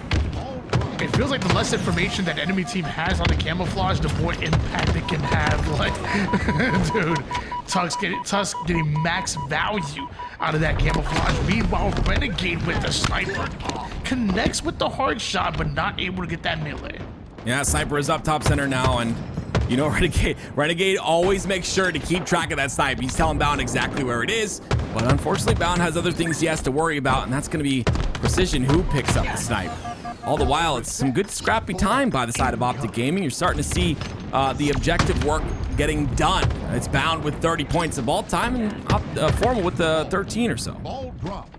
43-31 lead in favor of OpTic Gaming at the moment. Renegade, 5 shots in the sniper. That's like 15 kills for him. It was 1. The second will fall. Doesn't even switch to the Bandit. Wants to finish him off with the sniper, as now he just watches that sandbags angle and OpTic continue to score. It just feels so good to get kills with the snipe. I don't blame him. I like this aggressive push here. He has so much info too. Precision comes back and he meets the barrel of Renegade. Look at that though. Renegade is all the way on the other side of the map and they're still just getting ball time after ball time. Finally, the ball is played after 2 go down for OpTic, but Bound is right directly on top of it already and gets the kill. Yeah, Bound just slides right past those denial grenades. The spikes normally get value there, but apparently not from Mental and not against Bound. Luckily, Sparty takes him down. Complexity do have control back in the driver's seat. That means the ball finds their hands. I love that confidence out of Sparty, rechalling right there. You got to make a statement in terms of those individual fights sometimes, and you know all players think about it, whether they win an individual piv or not. So Sparty winning that one's going to be good for him. Not able to get the beat down on the second though, so he'll go down, and with that ball's going to be rotated or attempted to be rotated towards the back of B, but Formal's in the way. Just about a 20-point lead here for OpTic Gaming. Some long-range shots, but Mental not able to find Husk there. Switching to Renegade, who puts down some good damage onto Sparty. Uses his camouflage to close the gap. Husk forced the play ball and the nade to finish him off. Perfectly placed. Yeah, it's so good, right? He just makes sure there's no way for that player to get out. That player's gonna die anyway, but again, you're minimizing the impact he has before he dies. All Husk wants to do in that situation is get a trade or get some damage in on a player, and Renegade doesn't allow it. Even the sidekick not enough to take down Husk. Gonna switch gears over towards him. OpTic are scoring, and Tusk is holding down that tower side. I'm gonna switch on board with him as he has a lot of responsibility on his hands, especially as Sparty's able to get the first kill. Husk goes right through the middle, and just like that, squad wiped are OpTic Gaming. Yeah, it's unfortunate. He's sitting in the middle of top tower, so many angles to be looked at by, but it was Husk that hit the beautiful shots from the top center of the map and take him out. So that opens things up, and because of that, OpTic go 4 down, and Precision gets a hold of this snipe in his hands. Renegade avoids 2 shots and some perfectly placed grenades out of Renegade. He's like, hold on, there we go. I was gonna say Renegade and not having a snipe on the ground. That's check his PC at that one. It must be crashing or something. I don't know. Yeah, he always picks up that snipe. He always tracks it. I mean, definitely a player who loves his snipe. Haas, oh goodness me. Just barely gonna miss Husk. There is a player on top turret, I thought, top tower, but I think they ended up taking care of him. So Renegade swoops up and takes the top tower control as Formal gets a double kill in the feed. That's exactly why they're getting rid of Empyrean. I mean, they're still calling top tower, top turret. Like, come on now. Come on now. Decades, brother. 84-62 lead. Mind you, less than a minute on the clock, and Renegade snaps onto one. Oh, Sparty. That's a snipe. That's a triple. I already know. Killing spree. And that's not only a triple, but it also is the round here for OpTic. Just a My goodness gracious, Tony. Like, he readjusts that snipe. Look at this. Watch. He misses that one, jumps up, and while he's in the air, he readjusts it, like, to the left. I mean, that's such a difficult shot to hit. And then, of course, the killing spree triple towards the end. We go into round 2. The fadeaway while falling off the map, bro. Like that, again, I'm telling you, Renegade's gameplay, the best way to describe it is disrespectful. It's the best way to describe Renegade's gameplay. You just have to be. If you're one of the best, you have to believe you're one of the best. You have to believe you're the best in the lobby. He takes all his fights so confidently. Husk, though, has his chance with the snipe in his hands. He's got a repulse to work with as well, and because of that, he'll lift up to the top. He'll stay alive for a moment as well. Looks like he went to drop that sniper off for his camouflage player. And he takes down Sparty, but there is one more player pushing up. That's actually going to be Mental. He cuts towards a shortcut side and ends up catching a bit of a body shot, eventually just surrounded, bound, awarded the kill for that one, and Formal will survive with camo and snipe. Really like this fight, Formal. He's scanning, right? He wants to make sure there's no player staggering. Ends up staying alive, puts that body shot into the first player, then the second player takes a body shot as well. Another body shot once again, softening everyone up for his teammates to come clean. And Bound's there to do so. This is great teamwork out of OpTic, but they go 3 down. It's a 1v1. Formal versus Huss. And Huss keeps his eye on the prize, rotates that ball towards his spawning player in Sparty, who is really not happy that he spawned into the middle of multiple OpTic players. Renegade gets the ball, and OpTic scoring once again. Another player who's disrespectful in his gameplay is Bound. Again, it's just the thing with this OpTic gaming roster is they all exude confidence, and it's just it's such a contrast from what we see on SSG. You know, 4 very humble players. On the side of OpTic, we've got 3 very confident players, and you love to see that, but definitely showcasing it in their gameplay as well. Renegade, another 20+ kill game. Make it 22 as he cleans this one up. I'm sorry. Yeah, never mind. He goes down. It's 4 down for OpTic. Sparty's the one that cleans up that kill. 40-8 lead in favor of OpTic gaming at the moment, and Complexity fighting a bit of an uphill battle, but with Precision taking down Formal right off the rip. The portal back even isn't enough for Spartan to get the kill onto that one, and now this push almost fully breached here. Bound and Tusk working the 1-2 combo. Men 7 all is gonna die there, so he goes down. And Precision's gonna go down as well. It's OpTic who gets the camo, but it gets burnt pretty quickly. And again, you talked about it earlier, Tony. Eye on the prize. It's Tusk at the top of tower, all the while milking a ton of time. That ball will be played, but it's got to be slayed for again. Early ball grab. Looks like OpTic going to find himself behind a little bit. Yeah, I'm not even gonna lie. You threw me off with that one. Men says, I was like, wait, what? It was on the nameplate. I swear. I'm not seeing things. I swear it was on the nameplate. What? Someone confirm. It was on the nameplate. I swear.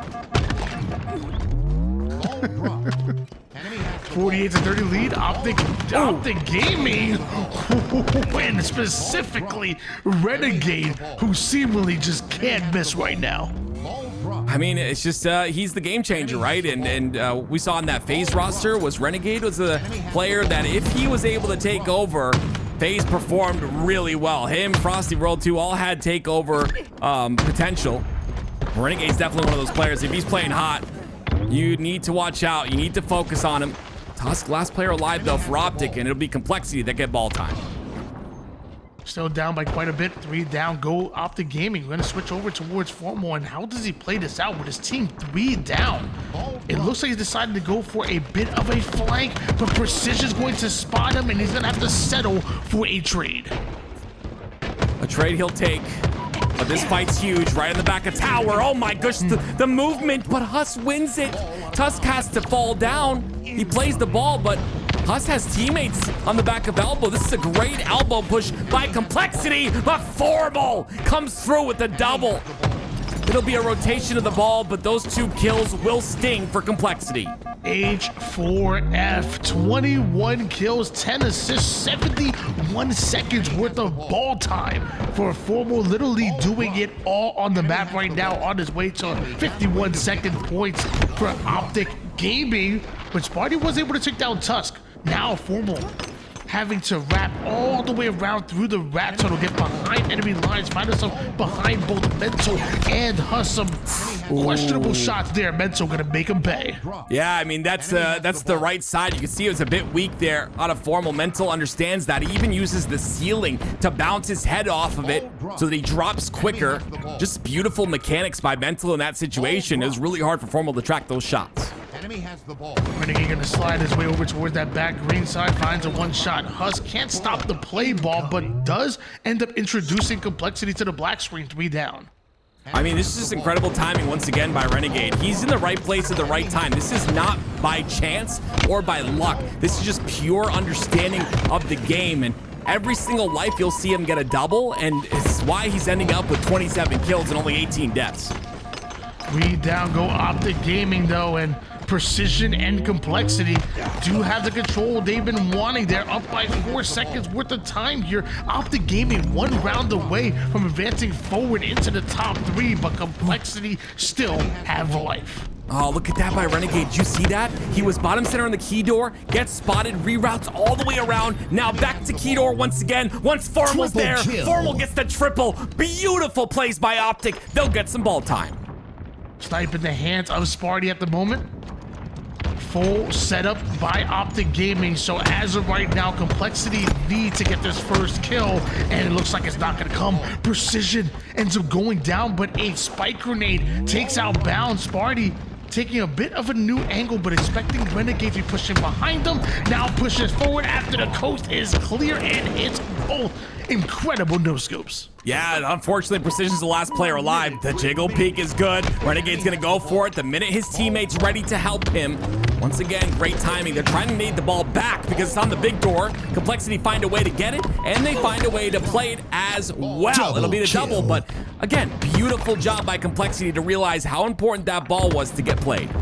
Less than a minute on the clock right now. Complexity, they were playing well, but OpTic have all the control in the world right now. Precision does take down Bound, and now Huss cuts off the nest side angle. Ooh. Nowhere for Tuss to go but the black screen, and Complexity have been able to steal away the ball. Complexity can take the lead before OpTic get involved. Where the spawns though, that's my question. Yeah, Mental's not gonna be able to stay alive here. Plays it, QT's back, tries to get the sticky to get value. Gets him down to no shields, but that's pretty much the most he could do, at least in that situation. They get the lead by 1 point with 30 seconds left.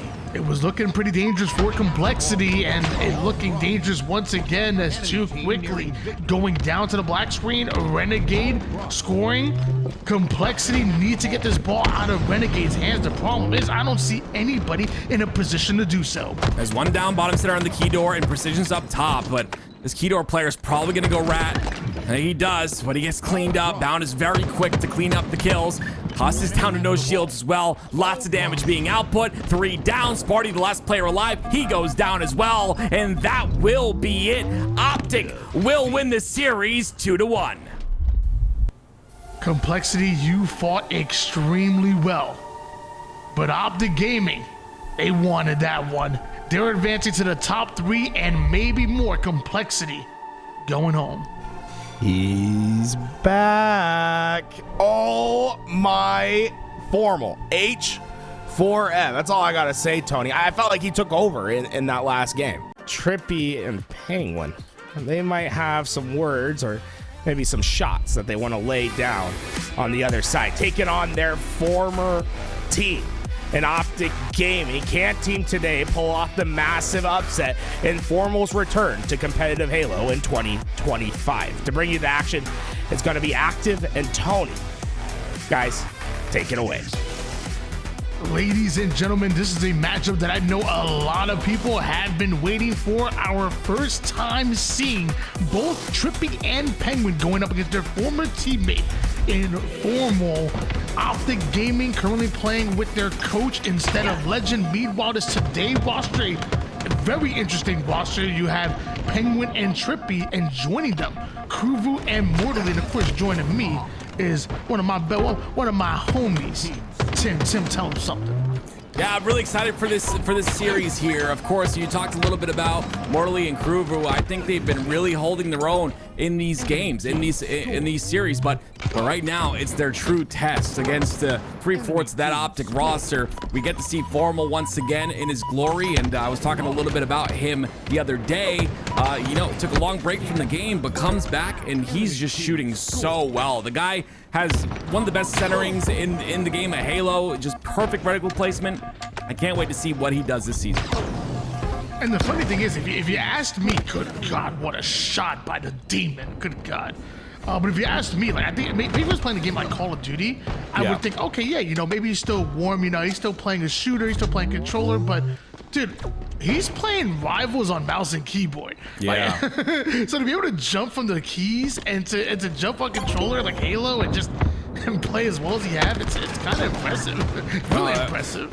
The guy got Control Player of the Year, and I mean, he's trying to get the other side of it too, I guess, but it definitely is very impressive. What else is impressive is the fact that Team Today has a double cap in and is locked in a couple of points here. 54 points and counting while we've been talking, Tony, and goodness me, Kruvu, 4-2, and Mortally, 5-3. The players you wouldn't expect to be performing like this are. Hey, they got something to prove. As of right now, Kruvu and this Today roster going right after OpTic Gaming. Trippy with the no, he didn't trade. Actually, Bound with a huge kill. Yeah, Bound with a huge triple kill. Mortally was the last player alive. Morley's gonna find his back though and take him out, as well as get that shock rifle for just a moment. But great job by Bound for that triple, and my goodness gracious, just wiping the map. We were talking about the left side of the screen, Tony. On the right side, in terms of stats, it's pretty even across the board for all these players. Yeah, obviously this Today roster is getting more value out of their kills. Like you said, it's a practically even game as far as the slays department. And right now, well, they're starting off a 66-5 run. Finally, OpTic Gaming are scoring. What's the key here? It's Renegade right here, right? He has to get this player off the cross so his teammates that come off a spawn can cross through. And I mean, he really doesn't need to move if we really want to talk about it, Tony. They have a CB lock, but he hears somebody's weak, and guess where he goes? Directly for that player, takes him out. We should know, when we're talking about Renegade, and is the question, is he one for the trip cap? The answer is yes. Yes. Absolutely. My gosh. But Morley does get the best of him, though. It's that dopamine, Tony. It's too strong. There's so much dopamine in every kill. You hear someone's weak, Renegade just like, it's like just a red flag for a bull. He just charges forward, and generally he'll get the kill too. The individual skill on Renegade, as we all know, is phenomenal, but man of the hour right now has taken the spotlight in these games. It's Kruvu with the shock. I'm wondering right now if Today roster are playing with a coach at the moment. Kruvu was confident that the shock was up there. I don't know. I wonder if there's anybody coaching him. That's just good timing coming out of this Today roster.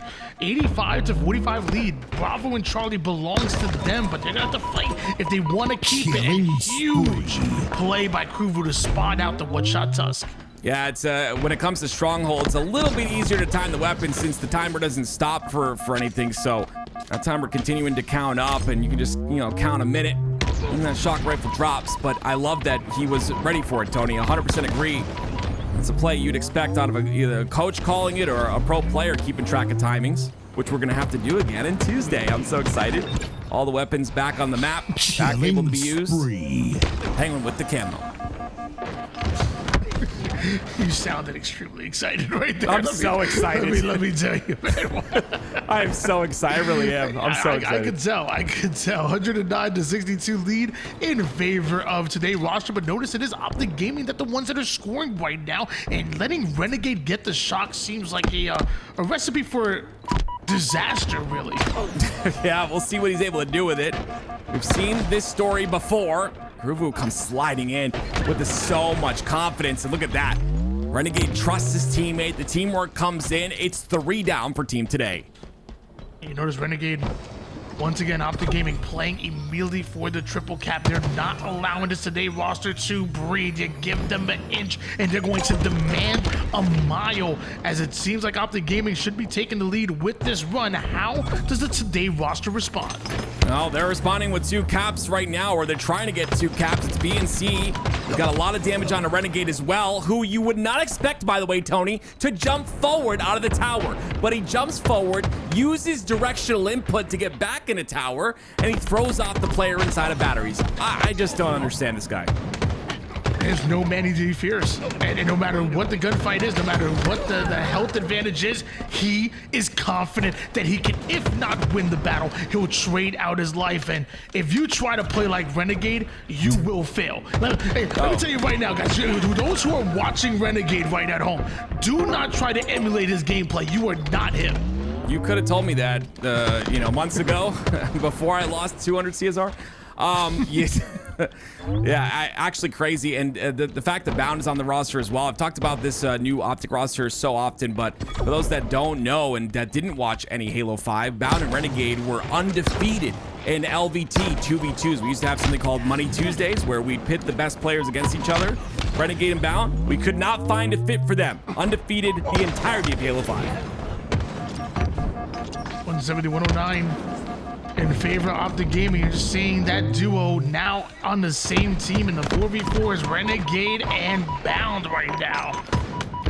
Currently 14 kills out of Renegade, Bound 16 to his name. I love the assist out of both of them at the moment. I love the fact that Tusk is going right after one. Penguin goes after Bound, and throughout all the chaos, OpTic Gaming the ones to be down. Yeah, it's a little bit of a struggle here. Yeah, like I said, when it comes to Mortally and Kruvu, they're obviously having a good game in terms of stats, but in terms of impact, it's not as great. And that's just due to the fact that the positioning of these players on OpTic Gaming is just so strong that, it's much more difficult to take routes because they're a bit more aware of the routes on the map and the lanes on the map, which, are very, very important in the game of Halo Infinite. But we're seeing a double cap finally locked in for just a moment here, and it's going to be Team Today who's starting to score. Renegade threading the needle with that shot. You know that Muto's on a bit of a head glitch there, but hitting those shots and his teammates are doing the same around him. That was a momentary forward down as Renegade wastes no time hopping on Bravo. Yeah, this is beautiful by him. Gets up and he wants the shock rifle. I believe he's a little bit early on it. Still coming off the spawn, and look at the trap on the long haul side as well. It's Renegade who gets one, trades out. It's gonna have to push. It's gonna push Trippy back now that he doesn't have a teammate to work with him on glass. Camouflage about to come up right now. Trippy with some glass side presence. The cross could be watched here as he's forcing Tusk away from the bat ledge. The nade goes down. Tusk ends up finding the exit route. Trippy wants to get back into the play towards the mid-map as Renegade loses the camo without burning it. What has happened with that camo? I'm not sure. I believe it is. Okay, it is picked up by Formal, which is really unfortunate, but it was a really quick kill by the side of Team Today. The only problem is right there, once again, is that Trippy's looking for that route, right? But when two of your teammates go down, it's just not possible to find a route. You're one of two people that the other team is looking for urgently, and they end up finding a couple of the players on the side of Team Today, but finally, it's 3 down for OpTic Gaming. Now, a triple cap locked in here for Team Today. Love this out of this Team Today roster, looking to pull up the rear a bit. Right now, Trippy able to grab a hold of that shock. Penguin with 19 kills to his name, and can we talk about not only Kruvu having a successful game or two here, the consistency, because it ain't just a game or two. My man has been fantastic every single time he's been on stream. Secondary Slayer is Kruvu. Meanwhile, Trippy, gotta love the fact he's willing to stay alive, wrap all the way back, and his team is gonna love him for that, because they may just get another triple cap. Yeah, looks like A is being contested on and spawned on, but Trippy comes through. He started off, he was 11 and 17. Now, 13 and 20, starting to heat up just a little bit. Still a lot of deaths, but again, just trying to find routes. Kruvu's gonna try and activate on the no-shield player. He'll get him, triple cap. Not gonna be locked in for long. It's C being taken by OpTic. Shock's in the hands of Trippy. Recognizes it in 1v2, so just immediately finds the exit route, get out of dodge, and now a one-shot Trippy with one denial grenade. Really wanted to explode that one, but it's okay. He's back in the fight. Bound is there as well. A bit of jiggle peek action as he plays the environment to play his life. Speaking of environment, Tony, the freaking elevator is insane. Like, you can stay alive so long on that elevator, and guess what? Team Today stay alive long enough to finally get the lead back. It's a double cap locked in for them, 2:45 and counting. And it feels like the lead that matters most is right now OpTic Gaming needs to find herself into a hill. The A side is being attacked by two different members of OpTic Gaming, but Penguin and Trippy with back-to-back kills. Kruvu now gonna be the final player. Looks like he wanted to rotate, but his teammates had another plan. Yeah, it's unfortunate too, because he could have killed him quicker and got into A faster, but it is C being taken. Big win by Mortally, and there it is. Team Today gonna beat 3/4 of OpTic in game 1. Ladies and gentlemen, hold on. Ladies and gentlemen, hold on. We are in unforeseen territory right now. Because although I'm loving this Today roster, or should I say 2_2_2025, I will say OpTic Gaming seemed like they had the advantage on paper, but you know what I do to papers. Apparently, this Today roster does the same thing, because game number 1 goes to them, and are they ready to pull off an upset? Tony, I thought we were done saying Team Today, and to be honest, I'm sorry, I was a little excited about that. All right, I'm gonna be honest. Team Today is so awkward to say during the cast, but they deserve it. They deserve the respect, and you know who else deserved the respect? Kruvu. Oh my word, this man is dominating. 22 and 13 in that game. On top of the fact that Mortally, Tony, got the massive 1v1 on C-side on the player we've talked all about this entire time, Renegade. I mean, gosh, beautiful. Yeah, I don't know, Freezy, Forsaken, I don't know if you're here. You know, Nidaquil of Dark Inside, I don't know if you're here. You know, Damn It Talent from Darkest Hour. All I know is if you have an organization and you're listening to me, Kruvu's DMs are open. And I'm not saying you gotta sign them right away, but I'm saying you should be doing your due diligence and sliding in them DMs and making sure he gets a tryout on the roster, because there ain't no way this man gonna go to the 2025 season without an organization, not with the level of consistency that he has had with the world champion. I mean, we're talking about going up against OpTic Gaming right now, albeit, you know, Tusk is their coach, but Tusk is a phenomenal player, and Kruvu has been so consistent since the moment that I have seen him on stream. Kruvu, you are an incredible player, and you are putting the world on notice right now. Yeah, I mean, listen, we can't ignore it. It's an off-season tournament, like you had mentioned, Tony. It's 3/4 with Tusk, but yeah, I am very impressed by Kruvu. I'm gonna be honest, Kruvu, I saw you as a matchmaking kid before this, and I hated when you challenged me in the open. But you know what? A lot of respect gained for you and your performance today. Continue this, and we can have an upset on our hands. It's 2 down for the side of Team Today. We'll be saying their name a little bit longer. Oh, by the way, speaking of which, that was messing with Kruvu. To Team Today, if you make it past this round, you are forced to change your name. Celeste, I know you're there out there. Celeste, by the way, do not advance them until they give you a new name. I want you to know. I'm not saying they're going to beat OpTic. I'm just saying, if they do not advance them on the bracket until they give you a new name. Tied up at 7 apiece right now, bound with the sniper and a bit of tower side control, but he is surrounded, so does he really have control? Yeah, not at all. I mean, the sniper has changed hands. We'll just stop it there. A lot of times, but you know, it's a tie game here, 10-10. It's formal on the top of tower. And I would expect a little bit of anger out of these guys. I guarantee you they are not going to let this slide so quickly, but I mean, you're playing against a team that's very confident after that game 1 win, and that's winning their individual fights and their bait and switches as well. I mean, this is beautiful out of Team Today. You love to see it. Tight game so far here, but they always say the Slayers don't truly start until you get to the 30 kill mark, so I'm expecting it to be going neck and neck until that time, and then maybe one of these teams will be able to peel off and pull away with it. Formal with the minded gap medal on the kill feed, and a one-shot Trippy. He's so crafty, and he remember using the word annoying. Trippy is probably one of the most annoying players in the game. there's so many annoying players. They're gonna get a little bit less annoying on Tuesday, thank goodness, but with the Jiggle Peak nerf. But yeah, there's so many players that are just so good at staying alive, and such a valuable thing to have in the game of Halo Infinite.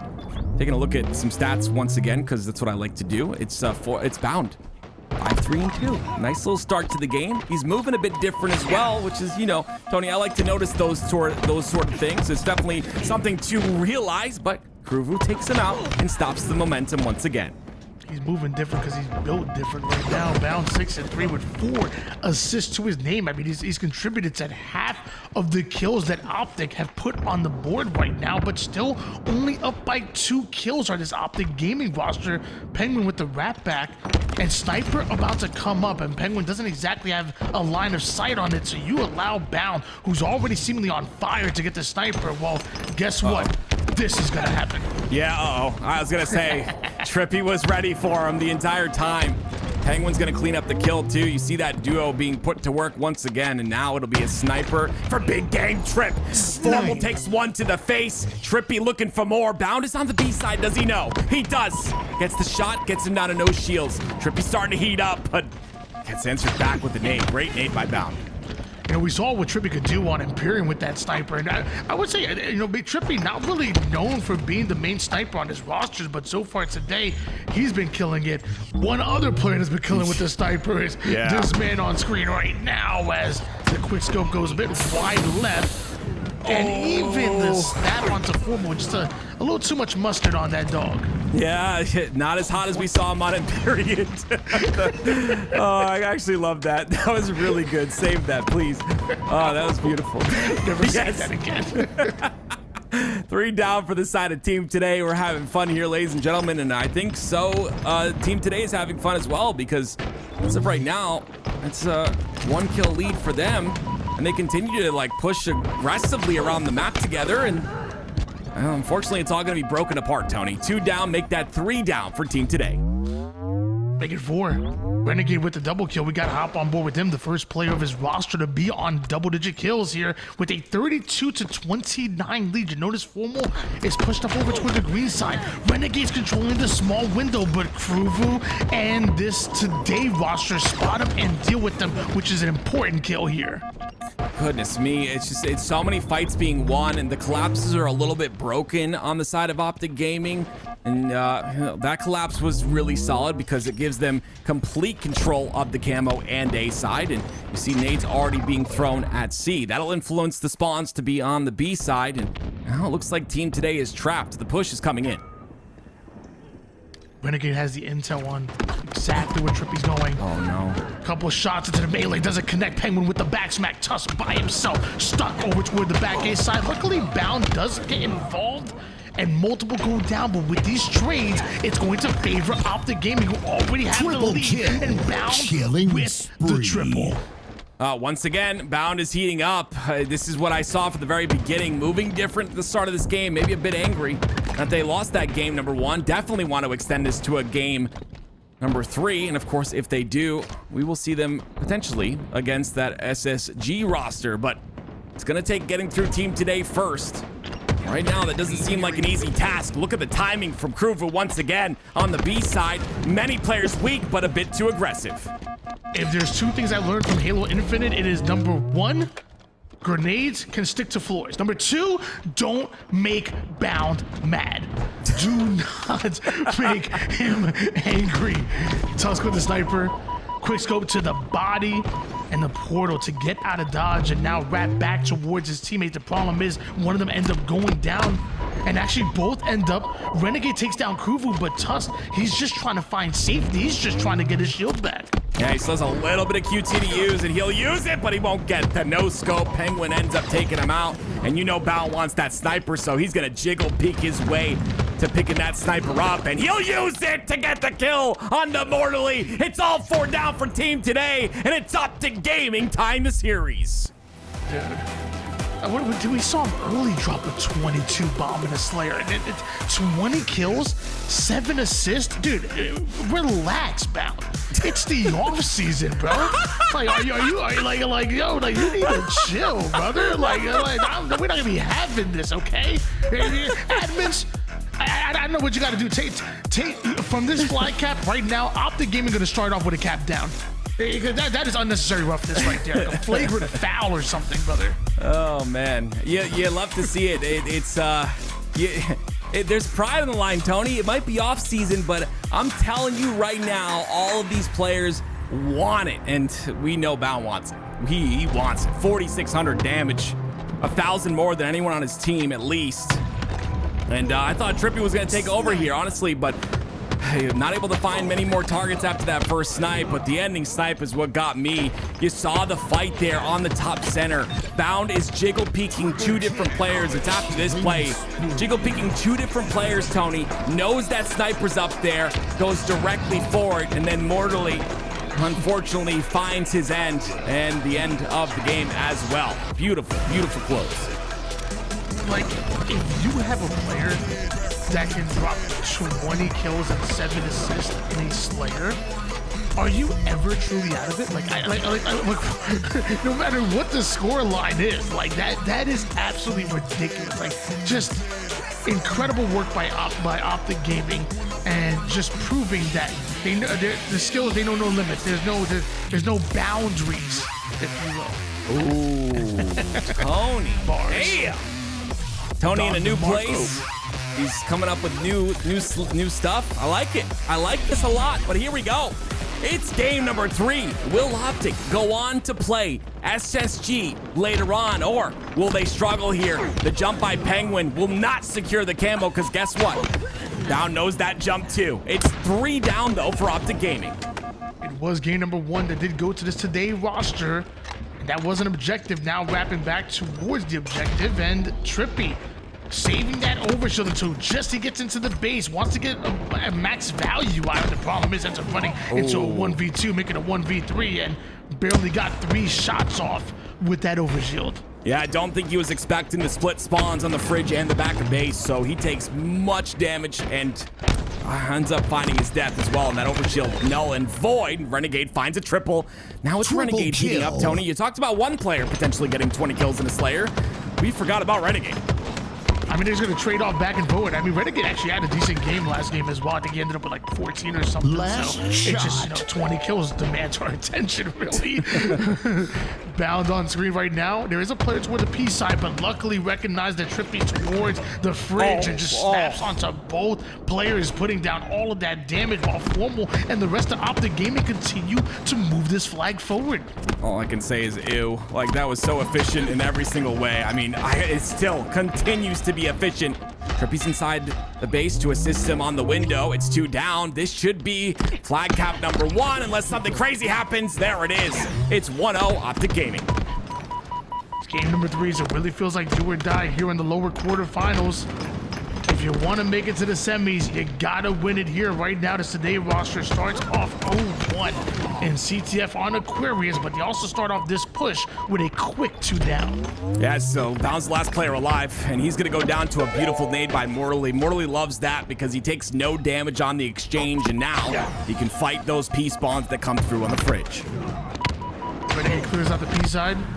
Ooh, right in for the challenge, but Trippy wins that one, and Pruvu uses that distraction to punch in a flag with 3 down. Go OpTic Gaming and an overshield that's up. They can turn this into a lot more. They may be able to relay it. Yeah, this is so beautiful by the side of Team Today. I mean, they're stringing together kills. They've got the OS as well. They've had OpTic Gaming 3 down 2 times in a row. He'll kill Renegade here momentarily. It's a killing spree for Trippy, and that flag will go bottom center. It might just be a killing tree. If you plant it, it'll grow, apparently. As of right now, Trippy clearing out everybody that had any type of angle towards that flag runner, and now back-to-back caps belong to the Today roster. I mean, Trippy is 9-3, so 9-4 now that I said something in this game. Kruvu, a lot of confidence coming out of this roster. They have 2 dead. They're freely pulling a flag. They're also set up inside of the base as well. Penguin's gonna go for this return. He's got some adversaries that are looking to stop him, and he'll go down, but that flag will return, and we're looking at 3-1 already for Team Today. Today roster proving that you can't spell God Squad without Trippy. 10 and 5 at the moment. 3 assists to go along with it. But as I say that, OpTic Gaming find the kills necessary to at least push this flag towards the 50% portion. And that is a squad wipe. All 4 down. Run the flag. He thought the first kill was on a different timing. He didn't want to get shot. I get it. I 100% get it. But yeah, he'll get that flag run through here, and this will be now a flag for the side of OpTic Gaming. Beautiful job by them once again. Renegade's gonna go down there though, so The top control is going to be contested for, and a very important top control, Tony, because the OS is coming up. Test the final player alive. No way to defend that on the black screen as Trippy puts him there and then immediately turns that overshield right towards the blue util. Morley says, we're ready? All right, let's push. A perfectly timed collapse. Fridge side players are already having reticles trained on them. They're not ready to run the flag just yet. They want to slay out here, but Trippy no longer having that overshield to work with. Yeah, I honestly like Trip. Oh. Okay, I like Trippy's play right there. Renegade breaks his ankles a bit, but again, that fridge side, you can jump on the top of it and see right directly in the flag if you jump. So Trippy doing that was important because you understand the flag or the fridge spawns are spawns that you have to try and stop and do damage to. But yeah, it all turns out to not be in his favor. It's 2 down for OpTic Gaming down now though, and Trippy's gonna go into utility with his teammate here. The former member of OpTic Gaming and the newest member of OpTic Gaming trading blows right now. 14 kills apiece as their leading slayers on their respective teams. Trippy has a knack for finding the weak players bound, trying to escape with his life. Renegade trying to get a new angle, but Trippy's putting shots onto everybody. Needs to hit that headshot now. Yeah, it's a little bit more than just the series win riding on this. Of course, if you don't know, words were exchanged about winning pivs and you know, formal wanting teammates that would always win pivs. And you can see Trippy's been winning a lot of his pivs here, 14-8 so far, but so is Renegade's. Renegade's already got 17 in this game. I mean, it was the former coach that, what did he say? You know, good players win 1v1s, great players avoid them, because that's right. Trippy has been just finding the weakened players, doing a great job of staying alive. Overshield about to come up, and Trippy is just flying and gliding. Finally, he ends up being spotted, but has he done enough damage here? Well, Kruvu's being annoying once again in the back of the base of OpTic Gaming. It's 3 down right now. He's just looking for bound because he wants to secure that OS, but I would expect a flag pulled towards the front of base there. Regardless of that, OS should be picked up here, and it's going to be picked up by OpTic. So maybe a bit of a misstep. They thought they had OS secured, but now OpTic Gaming is on the push. B2 leading favorite to the today roster. God bless, I can't say a stupid name. Trippy finds his way over towards util, gets the first melee, and the second one's gonna connect, boxing him up as 4 down. Go OpTic Gaming. Yeah, this is really good. Now they gotta slay once again, though. They'll get the top control. It's all about output here once again. The most important thing in Halo, output that damage, try not to take any. Kruvu does just that, takes out Renegade. Now they can push freely inside the base, but they have another fight to contend with. It's 2 players in the back of OpTic's base. Maybe biting off a little bit more than they could chew, as 3 quickly going down for the today roster, and Penguin, while he can win his pivs, apparently perfect shot onto his former teammate. Great shots by Penguin, and he continues the pressure. He doesn't let up until he gets damage into that player. Now he can kind of take this half of the map and just be a nuisance here on bottom center, which is definitely a great spot to be if you can get that timing down, but unfortunately timing not on his side or his team's side. 4 down for Team Today. And with that, you see Renegade perfectly places himself in a position to immediately eliminate the spawning players. Nobody able to get even an angle on the flag carrier, let alone a lane to find the kill. And that's Tusk punching in that one. And ladies and gentlemen, we are tied up at 3 apiece here in an elimination. Game number 3. Oh, my man Renegade's locked in right there. I don't know if you saw that, but slowly goes and makes sure that he gets that headshot onto the player that was no shields. He ends up going down, gets a beat down in, but once again bound aggressively towards the util, or his util, making sure to keep control of that. That's one of the more important spots to control, and he jumps towards OS. This is another OS for OpTic. It was 3 down for Team Today. They gotta look for Trippy. You see how important that one player is? These players know that there's a player missing, and it's Trippy this time, so they get information on where he is, so they can make sure that he's not, interfering with that flagpole. Already aggressive bound, overshield, you would think.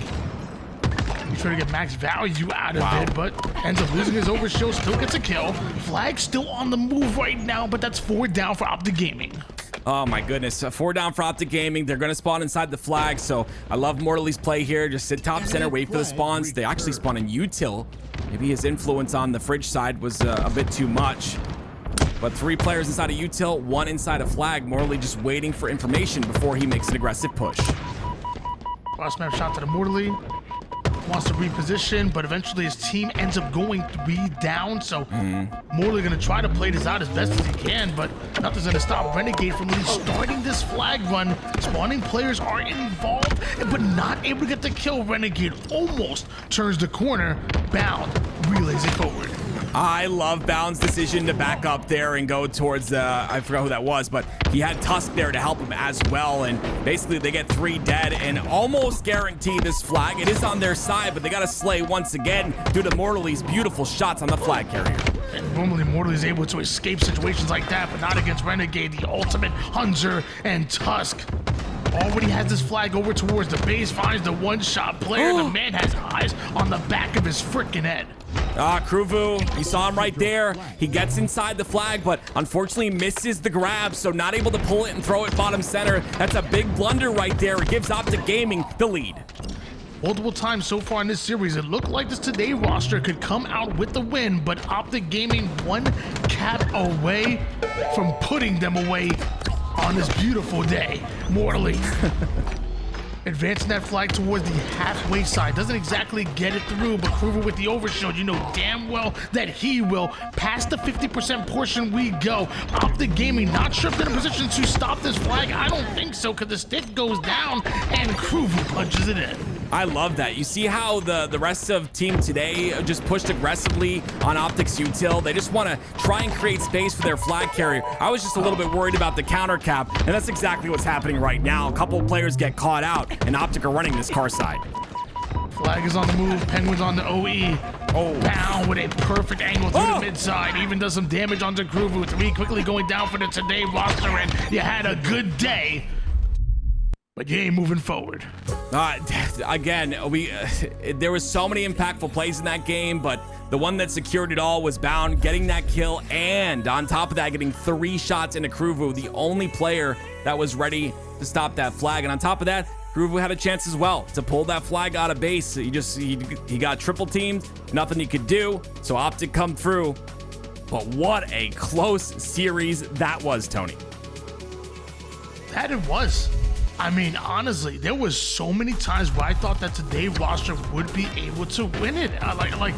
Dude, I thought they played absolutely lights out. I think Kruger and Morley stock has immediately gone up because of this tournament. Like you said before, you're not gonna put everything on this matchup. Yeah. But still, quite impressive performance out of them. Even though I think Kruger would have probably liked to put up a little bit better stats in that last game, I think people will most likely remember the entire tournament.